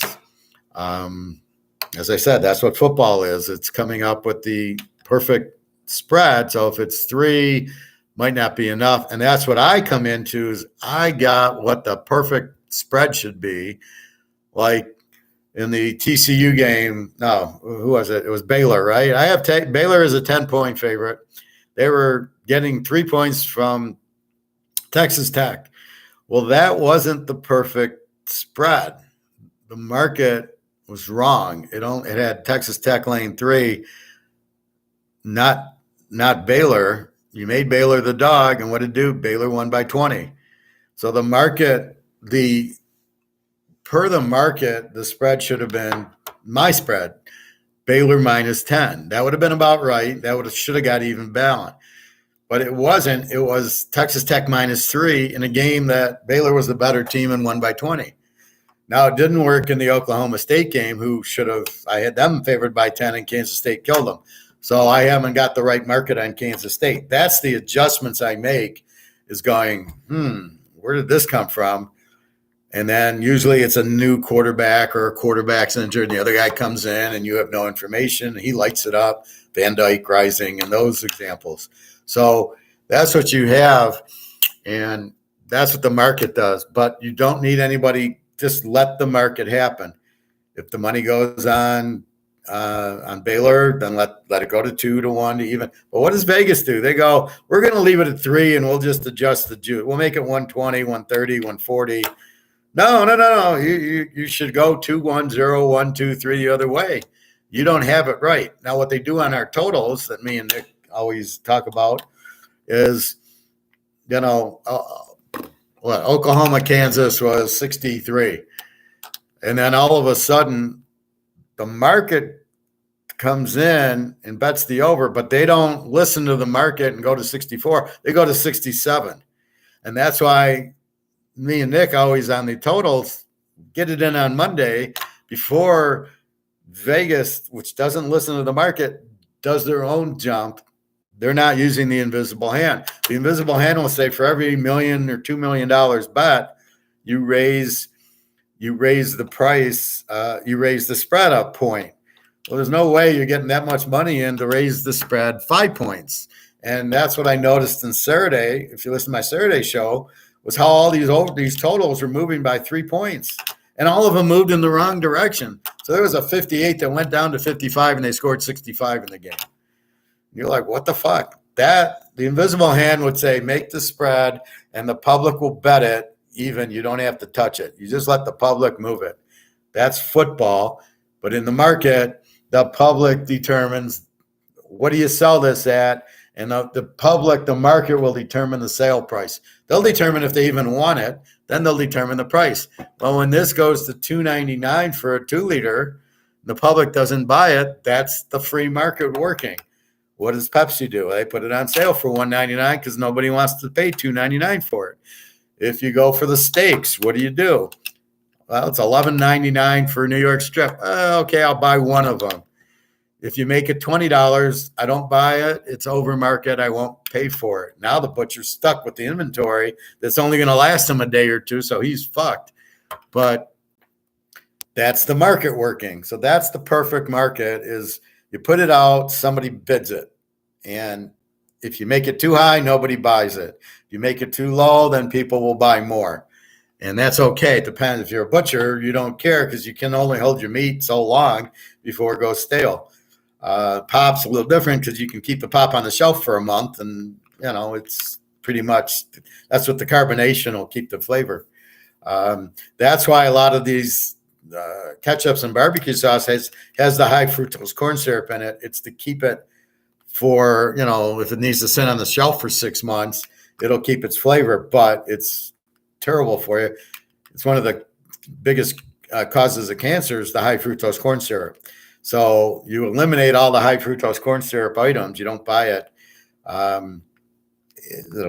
That's what so you kind of buy a lot of veggies and meat that doesn't have the sugar and all the bullshit in it. It's a broccoli. You got nothing on it. Just wash it. And the same thing with the meat. Now you got to worry a little if the cow is being fed hormones or not. But again, you're cooking it, and hopefully that kills whatever's in it, and then you go from there.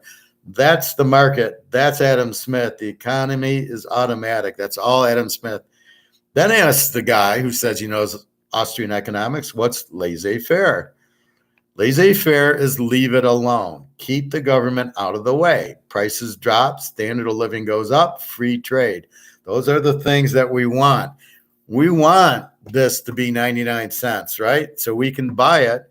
That increases our standard of living because we have more dollars because we paid less for food and less for rent and less for utilities based on competition, which means I have more money, which means my standard of living goes up because now I can buy gold, I can buy nice shirts, I can buy jewelry, I can buy a nice coat, I can buy a better car. That's increasing your standard of living. So your standard of living is how you live.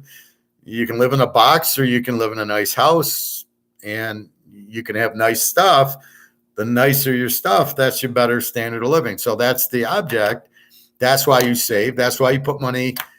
That's why you take your extra money and invest it because you're trying to let your money earn money and have a better standard of living. What inflation does is it fucks everybody over because people don't understand to get out of the market and get out of fiat currency. And since they don't, they're killing the standard of living because the money they think they have to go buy the nice car and the nice leather coat and the trip can't do, because now the money they have is worth less. If they can even get it out of the bank, that's the other surprise waiting is, you got 100 grand in the bank. Sorry, we don't have 100 grand to give you. We can give you 10 grand. What do I do with the other 90? Well, too bad. You're out of luck. If you can even get into the bank. And if you can, then it's what will the value be? And that's coming very soon. But of course, after the election, because then we blame Biden, and Biden's the hero because Biden's fucking us all over. But he's going to come back and say, look what I did. It was all Trump's fault. Da, da, da, da. And that's what you hate about it. He's not a leader. He's just he's a little baby. And the problem is you can't have a little baby running the country. You need somebody who's smart. But we don't ever elect me. We don't ever elect an economist. Or the economists that they do have, they don't have Austrian economists. They have a bunch of Keynesian economists. So I'm a president. I don't know economics. The first thing I want to do is bring in an Austrian economist. But they bring in Keynesians. And Keynesians, just print the money. It won't matter. So they do because they don't know.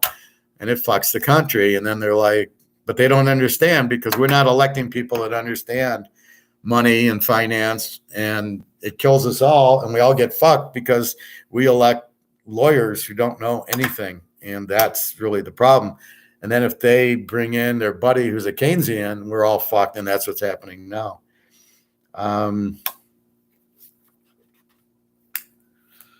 Here's the problem with communism. So people say, oh, I like communism. I like socialism. I like Russian. Here's the problem with it. There's 4 problems. It ends private property. That's our freedom, right? I live in a house. Well, wait, if the government owns it, I don't live in it.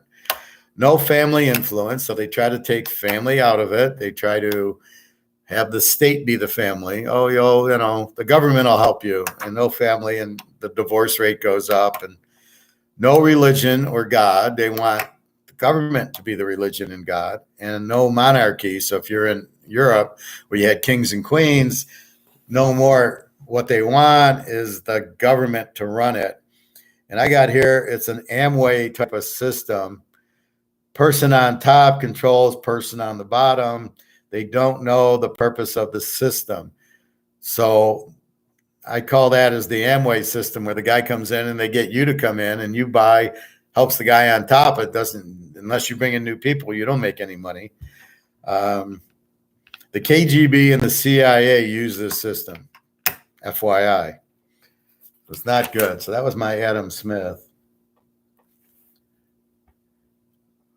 Now, if you ever hear the term mercantilism, it's socialism. It's a government code.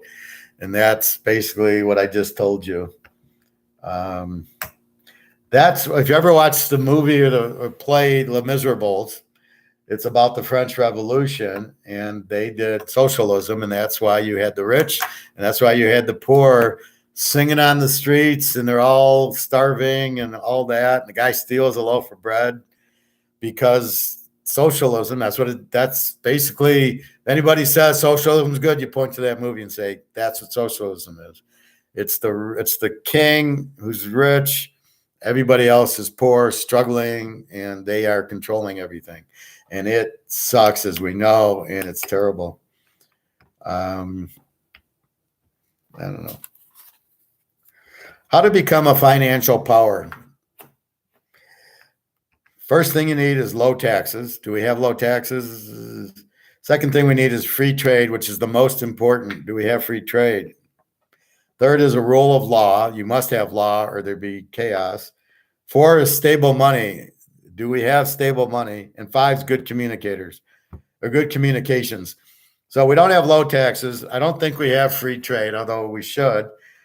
The law is fucked. The stable money is fucked. And good communications, it's all being propagandaed by either the communist news network, CNN, or Fox or something, or these idiots on YouTube. There is no good communication. We don't know what the fuck's going on. The war in the Ukraine, we don't know what's really going on there. Putin could be on the phone telling us what to do, or China, believe me, is telling us what to do. It's crazy. There won't be a war with China because they can't be, because China doesn't have resources, needs our resources.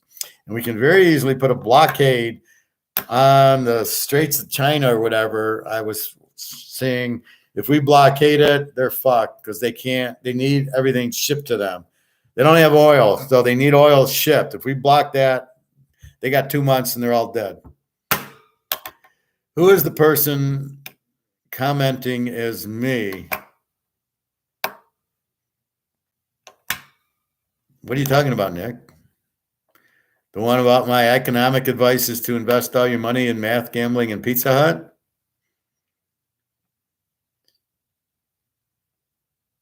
I don't know, Nick. I really have no idea. I didn't think it was you, or I thought you were joking, but it says you. I'm not typing anything. These are all comments. Let me block this. Well, if I block them, I don't know if I'll block you. And I don't want to block you. I don't know. I know it's not you.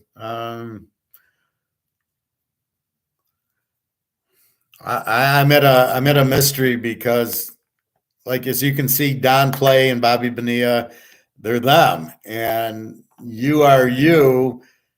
I'm not the one typing. I don't type at all. I just read it and I react to it.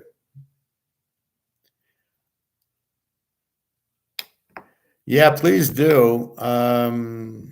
It's weird. I don't know how anybody can be you unless they've hacked your, I guess, Google account, or you're that. And then I would go check my banks real quickly. But I don't know. I've never seen this before.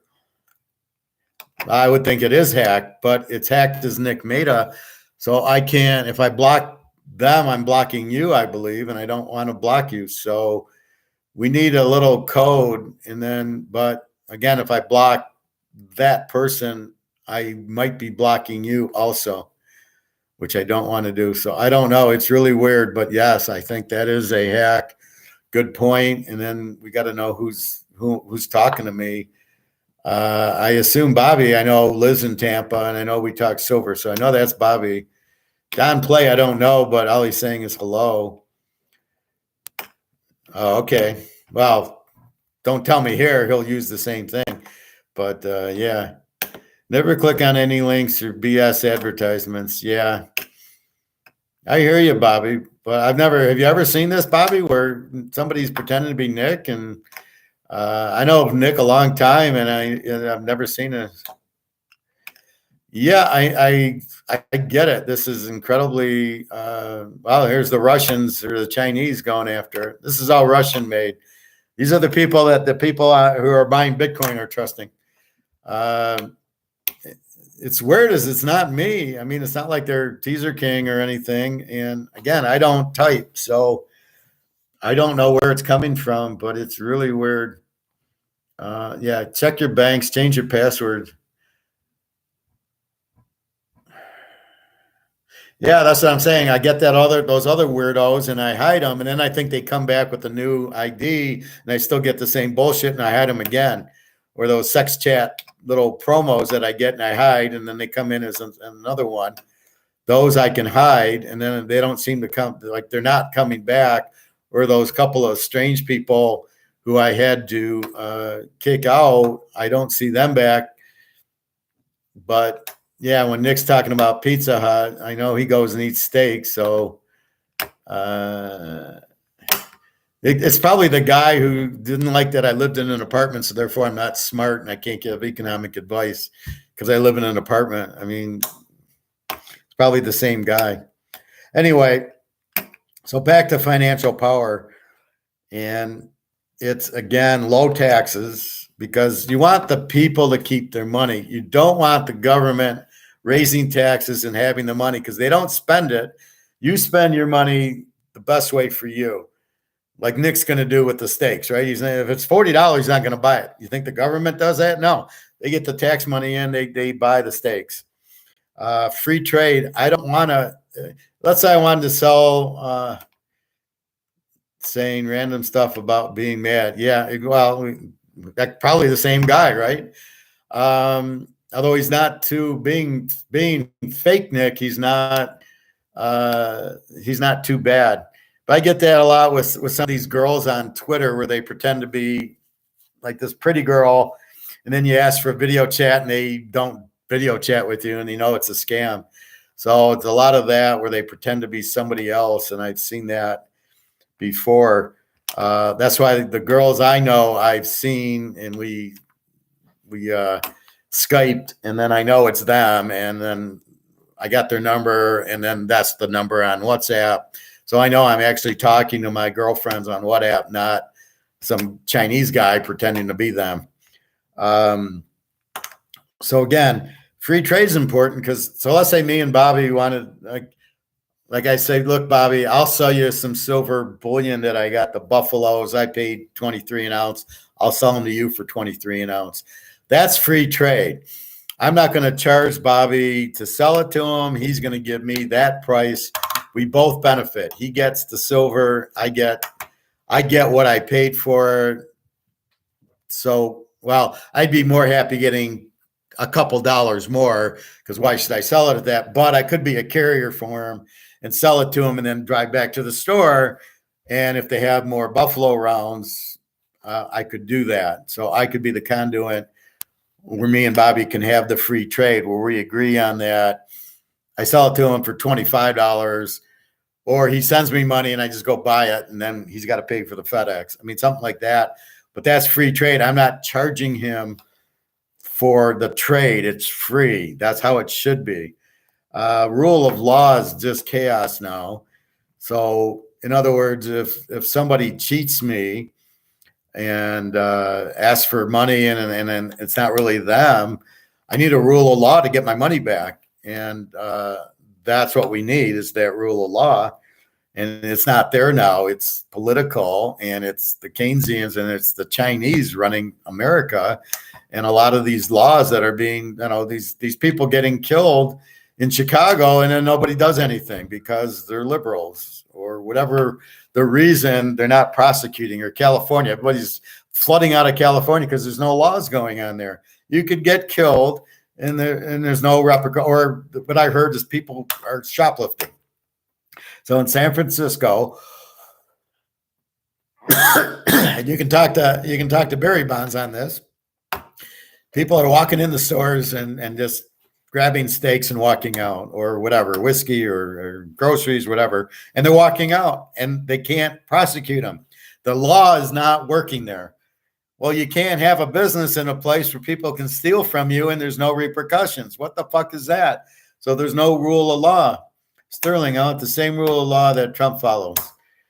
I want the Constitution. That's the only rule of law that we should be following, and you can't make changes to it, and you shouldn't do it. As far as what Trump is or not, I don't get political, so please don't bring up politics. But the Constitution, in my mind, is the rule book, as there's a rule book in baseball and football. It's kind of like when a president lies under oath. Well, technically, they should go to jail for lying under oath, whoever they are. Clinton, Biden, Trump, I don't care who it is. Exactly. If they lie under oath, they should go to prison in death penalty. And that's it. Because you don't run a country and lie. We have to trust the politicians, and nobody trusts the politicians. You can't even trust the gold price. You're going to trust the politicians? So you need a rule of law. You need stable money. You need this. This is what you need. Stable money, not paper. We have paper right now. We need stable money. We need this. You can't fuck around with it. It is what it is. And you need good communicators. You need to know what you're being told is the truth. And we don't have that. CNN just lie. Oh, let's look at the poll. Oh, Biden's up by 20 points. No, he's not. Or the election being fixed. Oh, the communicator. Well, let's see. Trump says all these votes were added at 4 a.m. and I lost. Well, was that real? Can you get a communicator doing it? No. What's the rule of law say? Well, that's illegal. What happened? We don't know. But it's in our mind that the elections can be played with, that votes can be added. Then we hear, oh, somebody drove a truckload of votes from New York to Las Vegas, and they all voted in Las Vegas. And by the way, the Las Vegas guy won by 5 votes. Is that real? Who knows? You don't trust the communication. You don't trust the news. We have no idea. I'm the only news you can trust right now in economics, right? You can trust that I'm telling you, because when I tell you to buy gold, I put my money where my mouth is. This is what I've done. I bought it. When I tell you I own a Mantle card, I prove it. I own a Mantle card. Here it is. I don't fuck around with you. I'm here to teach you. That's why this is a class, and that's why I don't charge, because it's far too valuable to have people that can't afford it. People need to understand this, need to learn this. Take notes. If you need to email me because you don't understand, you want it to go over again. You are putting your hard-earned money in the stock market, and you're going to lose it all. And that's the problem. But what do they tell you? Oh, no, buy it now. It's low. Buy it now. It's not low. It's high. It's going down, probably near zero. Why? Because of inflation. But these idiots, well, you buy it low because they want your commission. They make money when you buy. Go to your financial planner, say, what should I do with my money? Keep it in stocks and bonds. And then you just fire them. And that's not what the professor says. He's saying, I need this. And when you ask your financial planner about gold, he will not tell you to buy it. And that's when you know you're getting fucked. You better get the hell out, because he doesn't have a clue and you're listening to an idiot. Again, this is not my opinion. I'm reading it right out of my notes from my finance master's class. That's why I call it a master's class, because it's a master's fucking class. I want the rule of law that Trump follows, whichever one I decide to follow. Yes, sir, I agree. The liberals are too soft. By any society accepting new digital fiat currency, does that mean that we could further expect the dollar to fall? Sterling, the dollar is going to zero. Okay, so what'll happen is they'll come out with a new dollar. The Russians just did that. They came out with ruble number 7, only this time they backed it with gold. And this one went from 150 to 50. So it's about $60 a dollar, because the dollar's up, because all the other currencies are going bankrupt.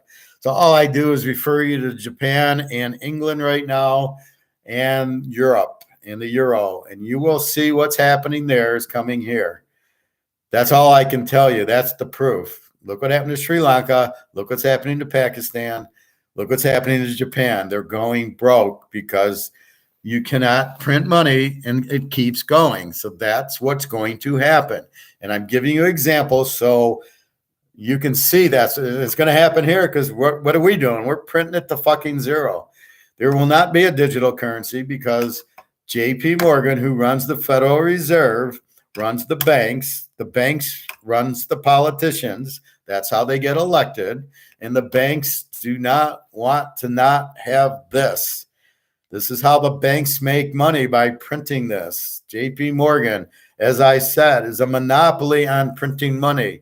You think they want digital currency? It'll never be here.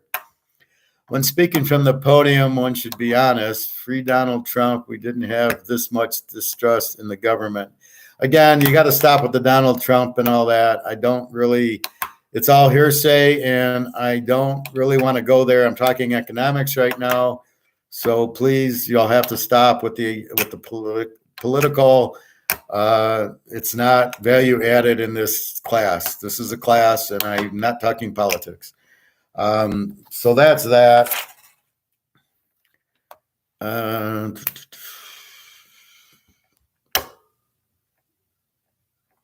So from 1914 to 1965, right after the Federal Reserve, we have what's called interventionism. It's an error. It's when government intervenes in the economy.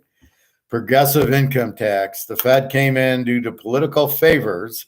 Some groups favored over others, which is what this gentleman's talking about. Government tried to regulate the economy, spared by 2 wars and the Great Depression. Government expanded but never shrank. The benefit with contribution. From 1965 to today, it's called the era of entitlement. LBJ started this. You're entitled to a benefit. You're entitled to whatever, Medicare or Social Security or this or that, healthcare. Essence, entitled to benefit without contribution. In other words, you don't pay anything in, you're getting money for doing nothing. No. That's, you've got to work to earn money. You don't get free money. And who pays for it? The people working have to pay for the people not working. Therefore, the incentive is on the people not to work because they're going to get money for doing nothing. But that's not Say's law. That's not Austrian economics. That's not the invisible hand. That's a bunch of crap. Wait a minute. You're going to sit on the couch and I'm going to work and I'm going to pay you for doing what? Sitting there? Fuck you. That's a bunch of bullshit. You'll love this comment. President and Congress are just fundraisers. Exactly. That's the problem with it. The third test was on Continental Congress. We're not going to get into that right now, maybe in a different program.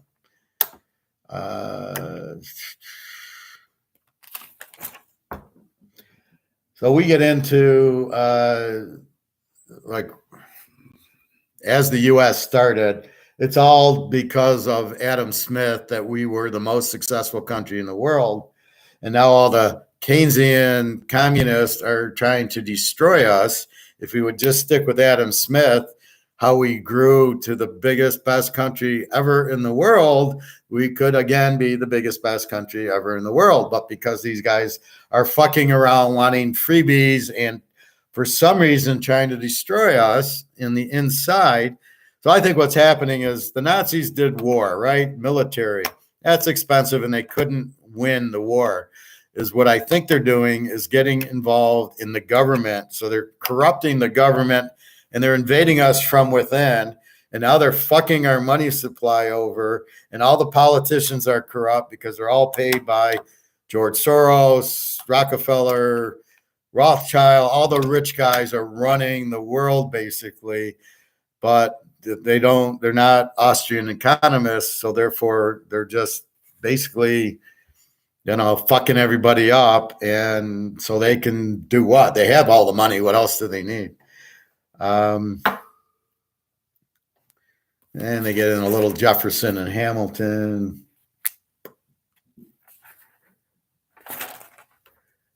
Civil War. Civil War is about states' rights, abolition of slavery, and tariff of free trade. So it was about money. The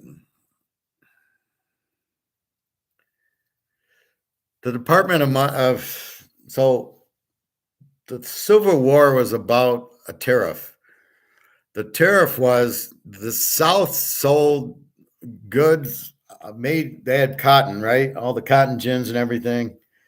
So the South wanted to sell the cotton to Europe, to England. And the North wanted to put a tariff on these goods instead of free trade. That's what the war was. So North had tariffs, the South didn't. The South was Jefferson, the North was Hamilton.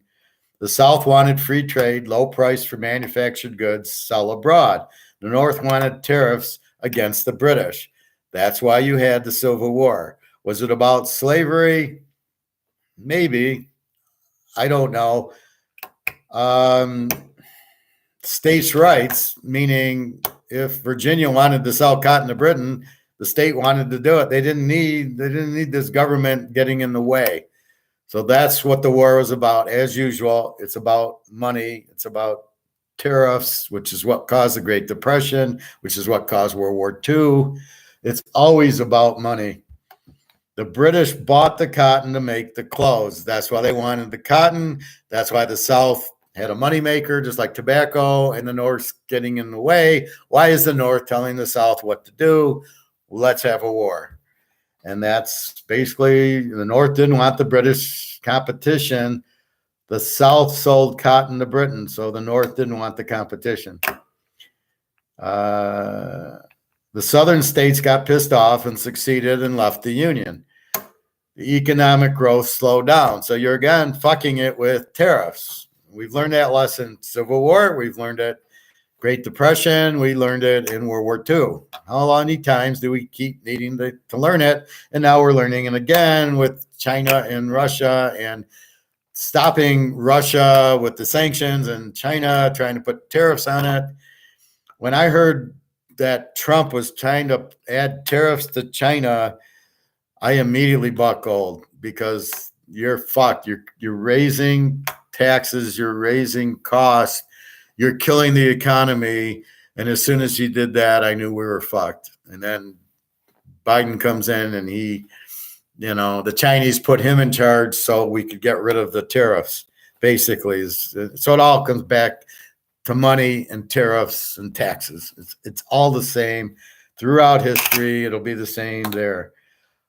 4 ways to finance a war.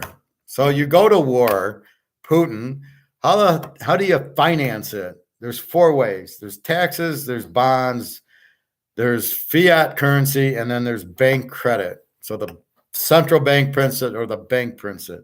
How do you pay for it? Well, taxes, if you raise taxes, it's not inflationary, and there's no debt or interest. If you print bonds, it's not inflationary, but there is debt and interest, since the bond's an IOU. If you print money, the banks print money, there is inflation because you're printing it, but there's no debt or interest. If it's the bank credit, the central bank prints it, you have both inflation and debt. That's what you have now. I assume that's what Russia's doing to pay for the war. And obviously that's what we're doing to pay for the war, as we send all this shit to the Ukraine. And it's really Russia versus the US. It's really not Russia versus the Ukraine. We're giving the Ukraine all the weapons, as is NATO. So how is it? It was just against the Ukraine, it would be over, because the Ukraine wouldn't have all the weapons. But because we keep giving them weapons, because we want this war to go on for some stupid reason. I don't know what the fuck it is, but we're the ones that are creating the war to keep going.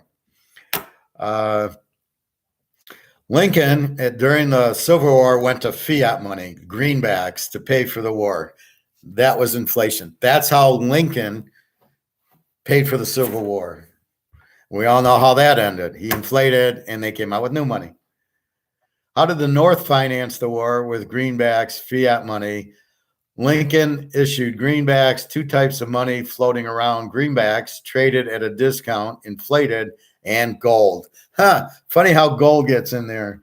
They issued bonds to pay for the gold, and then they created this national bank account, which is a monopoly on the issuance of currencies.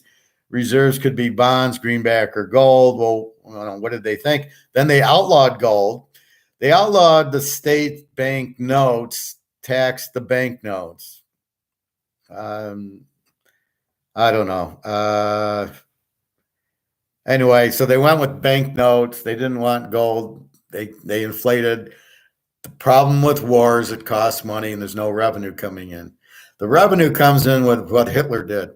Hitler goes to Poland or Czechoslovakia. What did he do? He immediately went to the gold, stole the gold, brought it in. That's how he made money for World War II, because obviously it costs money, right? You got to pay for the artillery and the tanks. A lot of it was on horseback. They don't really show you that. You see the tanks or a little bit of cars, but it was mostly horseback. And so you got to feed the horses and feed the men, and it costs. Well, Hitler goes and he went after the gold. Every country he invaded was for one reason: to get the gold.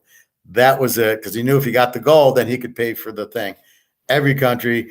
That's why a lot of gold ended up at the Federal Reserve in New York, because the French, the British, some other countries shipped the gold to the U.S. for safekeeping.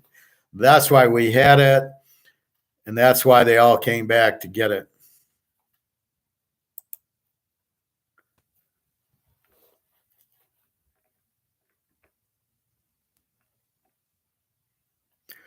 So before 401ks go more to shit, might be better off taking it outright.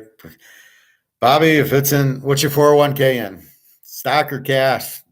And if you think it's in gold, it's not in gold. By the way, what's the fee these days to withdraw from the 401k premium? There's a 10% tax that you pay up front, and then you include it. So let's say you take 50 grand out. You pay 10% on the 50 grand because you're removing it early. Then the 50 grand goes into your tax return.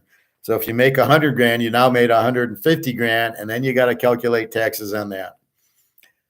That's the problem.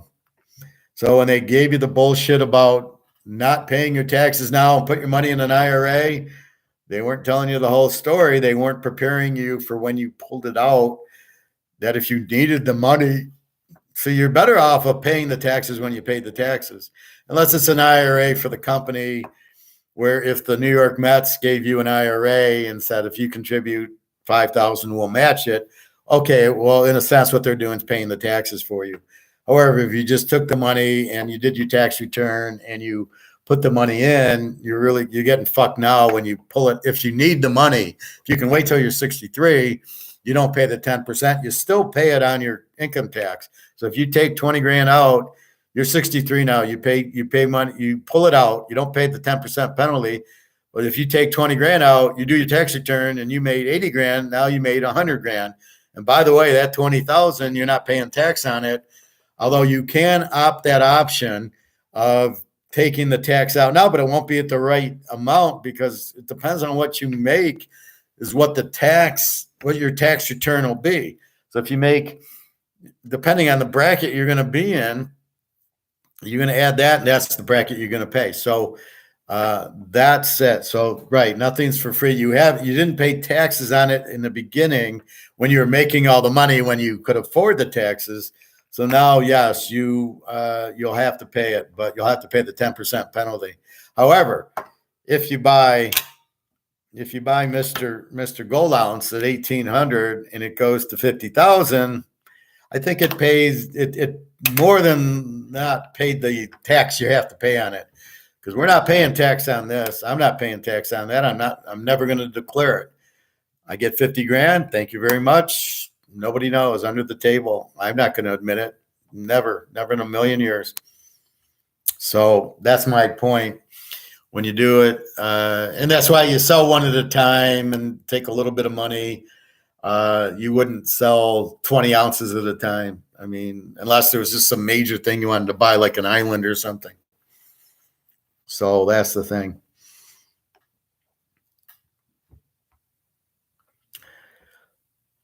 So as you can see, most wars are the same. The government gets into places they shouldn't be. They're trying to get into our personal thing. That's why they want the digital gold, the digital dollars, so they can track us. So if Bobby wants to buy gold and he needs to use the digital money to buy it, they can track it. And if Bobby wants to go to Hawaii, they can block it and say, well, you didn't get vaccinated, we're not going to let you go. Now you take this and nobody knows about it. Or your dollars, you pull the money out of the bank, nobody knows about it. Even if you use your credit or debit card, like when I go next week, they can't stop me from going, and they can't really stop me from using the card there as long as I have money on it. Only the bank can, but hopefully I haven't seen that or heard that, unless maybe you're some criminal or these Russian oligarchs where they're freezing their accounts. I'm not worried about freezing my account. Who am I? I'm just the professor. So before 401s, can you go more to shit? Yeah. Yeah. Okay, Bobby. That's an interesting question, Professor. Coin guy gave me a receipt the first time, but not the second time I bought from him. Just gave him cash and walked out. That's what you want to do. You don't want a paper trail. Do not use your credit or debit card if you don't need to, if you have cash. So the idea is, it's just like it's like getting a girl and you give her cash and then you walk out like, I don't know who this is. There's no proof of anything. And that's what you want. You don't want proof that you bought it, because then they could come after you. With me, I'm going to say, well, I gave it out for Halloween. I don't have it. And, that's why I'm half tempted to put brass in my safe if anybody came with a gun, and I go, well, you can have my safe. But the gold's not in it. The gold's in the refrigerator under the mushrooms or something. Well, that's my guy does take credit cards only if I'm there, or debit card. And he trusts me. He's been fucked over before, where some guy ordered credit cards. This is my guy here that you called. And they got the gold and they disputed the charge and they were out. The gold that they went out, they disputed the charge at their bank and they won. Even though they had a receipt that they shipped the gold, the bank didn't care. And the bank didn't allow the payment to go through to the coin shop, even though they had proof and a receipt that we have shipped 10 ounces of gold to Joe Blow. And the credit card, he didn't have to pay the credit card. The credit card fucked the gold company for some reason, which is really bizarre. But so you can do it. That's why they're very leery about credit cards, and they better trust you. They trust. I can use my debit and credit card there, but generally I prefer cash because I don't want the paper trail at all. Because I don't. We're going to trust this government? Are you kidding me? If you hear the words martial law, run, don't walk to the exits. That's why I'm looking in Portugal, because martial law is government controlled. The Nazis did martial law, World War II. That's why they were able to round up all the Jews and other minorities and take them in a car to a train to a concentration camp and murder them all, because there was gun control and martial, which meant not the government was in charge, the military. We all know who ran the military, and then he killed everybody. And that's because there was gun control and martial law. So if you hear these two words, get the fuck out as quick as you can. We're all dead, because they will round us up and put concentration camps up and kill us all, because we're not part of the solution. We're part of the problem. And we're all dead. And that's definitely in their minds. These people are so weird. Think about it. Anybody that would fuck this up can't be thinking with it's got to be out of their minds, right? You have the best country that's ever been. It's just leave it alone. Everybody's happy. No, you got to fuck it up. You got to inflate the dollar to nothing so you can come out with a new dollar for no reason and fuck up everybody. It's just insane. So I'm going to read you something that'll really blow your mind. All the presidents of New York are from J.P. Morgan, and all the presidents from Ohio were put in by Rockefeller. This is fact. J.P. Morgan was an investment banker, imported capital from Europe, railroad, steel from England, prime political entrepreneur, expert in building cartels, which are monopolies, or like the oil, guaranteed profits, limited competition. He got government to regulate and limit competition, price fixing. He wanted a central bank. That tells you everything you need to know about J.P. Morgan. It tells you why gold and silver are low on COMEX. Who's running it? J.P. Morgan. Who runs the central banks? J.P. Morgan. Enough. I mean, right there, this is the fucking problem, right? Mr. Monopoly. Rockefeller was a cost cutter, fought Morgan with antitrust laws. Rothschilds controlled the Russian oil wells. Presidents from Ohio. So you can see where these guys make their money from. Morgan put Roosevelt in office from 01 to 08. That would be Teddy Roosevelt. Built the Panama Canal. Rockefeller put Taft in president 1909 to 1913. Morgan put in Wilson in 1913. Put income tax and the Fed in. Senators were elected by popular vote. Morgan controls the Fed. 3 keys about Morgan: antitrust laws, political entrepreneur, cartels. Businesses wanted protection. So it's like you don't want. So Pepsi says, that's it. No competition, no Coke, no 7-Up, no nothing else. And that's what JP Morgan says. We're going to sell Pepsi and there won't be any competition. How would you like that? Price would be up, quality would be crap. So that's basically why we're fucked is JP Morgan, right? He fucks everybody.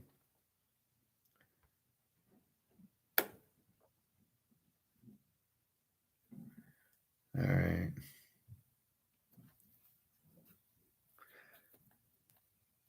Every problem gets tracked back to World War I in the 20th century. How about that little note? Trigger the war. They killed the Archbishop of Austria. The Serbians wanted control of the Austrian Straits.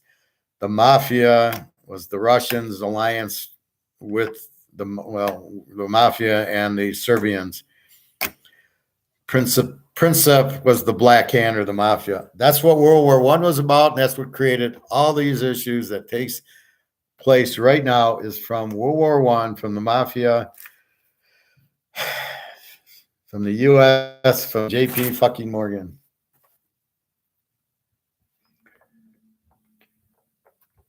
Really, what Russia wanted was a warm weather seaport. That's what the fucking war was about. Anyway.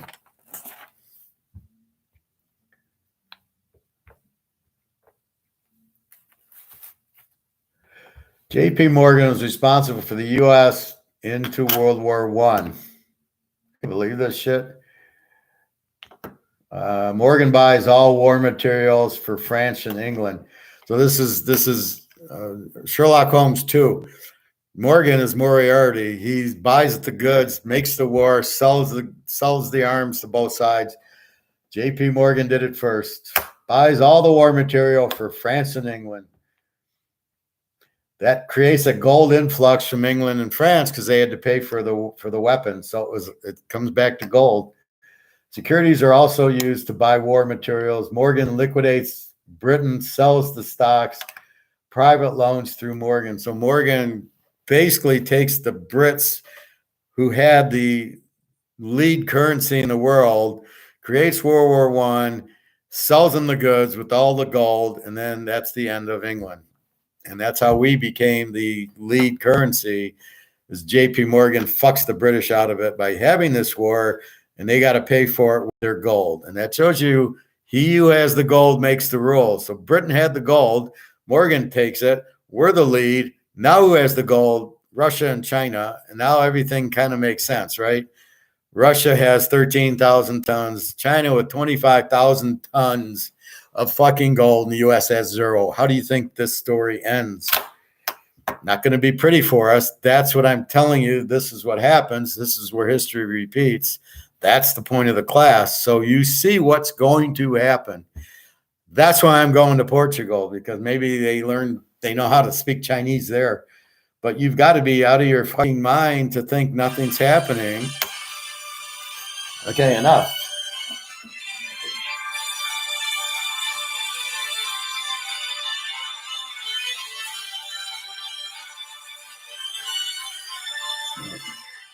It's my buddy, but I'll have to call him back. So this is what's happening is the gold people own everything, right? They'll be the new lead currency. Will be the BRICS countries. We are going out. There's no question about it. There's no defense. If you don't have the gold, you're fucked. This does not protect you from gold. Gold protects you from gold. So we're all getting fucked. Only about me and you guys understand and know that's what's going to happen.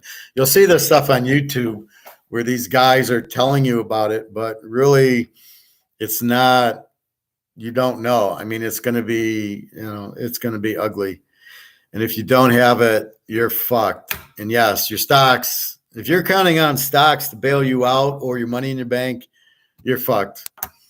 You have no clue that when this goes to 0, well, look at the Chinese, right? I showed you that article where they closed the banks and people can't get out of their banks, can't pay their mortgage. China's collapsed because they don't have all their money was in real estate because that's how China does it, not in industry. And it's all, and they're basically broke.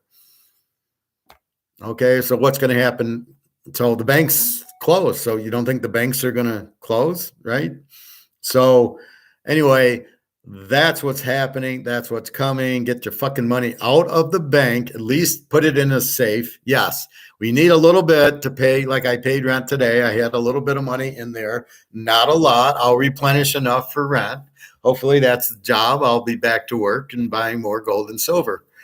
But this is protection. And this is, you can see, I'm not bullshitting you. I have it. I'm not bullshitting you. I have it. And that's what I talk about, what I do. You get all my football bets. I give it to you. This is a class that I'm trying to educate and protect. And people have to understand that. that this is, that's why I get a little insulted when people think it's an opinion. It ain't an opinion. When I give you a football pick, it ain't an opinion. It's what should happen, just like with the gold and the cards. This is what should happen. Now, this will happen. Does the football game always go according to Hoyle? No. As I explained in the Giant game, the guy fumbled 2 punts. Well, can I predict that? No. But if he doesn't, I win because that led to 14 Seattle points. So that's what you got to be very careful of, is the outside things that aren't normal in a football game, interceptions. And that's why I try to bet the better defense, because the defense will show up. The quarterback will throw interceptions. Anyway, that's the point. So I got to go see what's on the phone. Any questions, www.teaserking.com. I found another pro lock yesterday going through my picks. I might have 2 pro locks, but I've got 4 college locks already that are really good. Nick's telling me about, I don't even know if it's real Nick or fake Nick now, about the tornadoes. I think it's real Nick because he knew about the locks and he brought that up. So fake Nick wouldn't know about football. But anyway, keep that in mind if you're going to bet. So I got a pro and some college. www.teaserking.com. If you want, get my email, ask me questions if you don't know. But Bobby, if you need silver, call up my guy. And he had rounds on Saturday. I don't know if he still does. From what I'm guessing, people are storming in and emptying his shelves like the gold. The gold's all gone. For months, I went in there, and the gold, you always had 8 to 10 ounces of gold. You probably had shit stored that he would bring out as you bought. Now, there's nothing. There's nothing. He didn't have 1/4 ounce, a half ounce, nothing. And the silver, he did get in an order because it was my buddy bought another, he bought 100 ounces of gold. And so he did an order, and that's why he had the silver, because my guy bought it. But that's becoming very, very difficult to get. So just keep that in mind. So be careful. Be careful who you listen to, and ask those questions to your financial people. What kind of economics is Austrian, and is it Adam Smith and laissez-faire, invisible hand? If they can't answer those questions, they're not Austrians, and you do not want to listen to them. I'm very happy to help you. It's what I do. Who do you trust? And you got to be careful when you're dealing with money and financial people. You're dealing with salesmen, and their goal is to make you to buy because they get commission. It's not to make you money. Here, I'm trying to make you money. I get nothing out of Bobby buying gold or silver, giving him my guy. I don't make the coin place doesn't give me a nickel because Bobby bought. My friend bought $100,000 worth of gold. I didn't get a penny out of it. That's not what I'm trying to do. And I'm not trying to help them. I'm trying to help you. So my friend bought 100,000. I was helping my friend where to go to buy it, to buy gold and to buy it at this place. Just like Bobby, I'm trying to help Bobby. I'm not trying to help the place. So that's what I do. So anyway, say goodbye to Mr. Mantle. Say goodbye to Mr. Maris. They're back into the safe. Say goodbye to your gold. Again, this is so shiny. I mean, look at the difference in shine between the Canadian and the American. So when you walk into the store, Bobby, and you see this, you just buy it because it's a very nice piece to have. So take care. Good luck this weekend. We'll do the show tomorrow. We'll be college.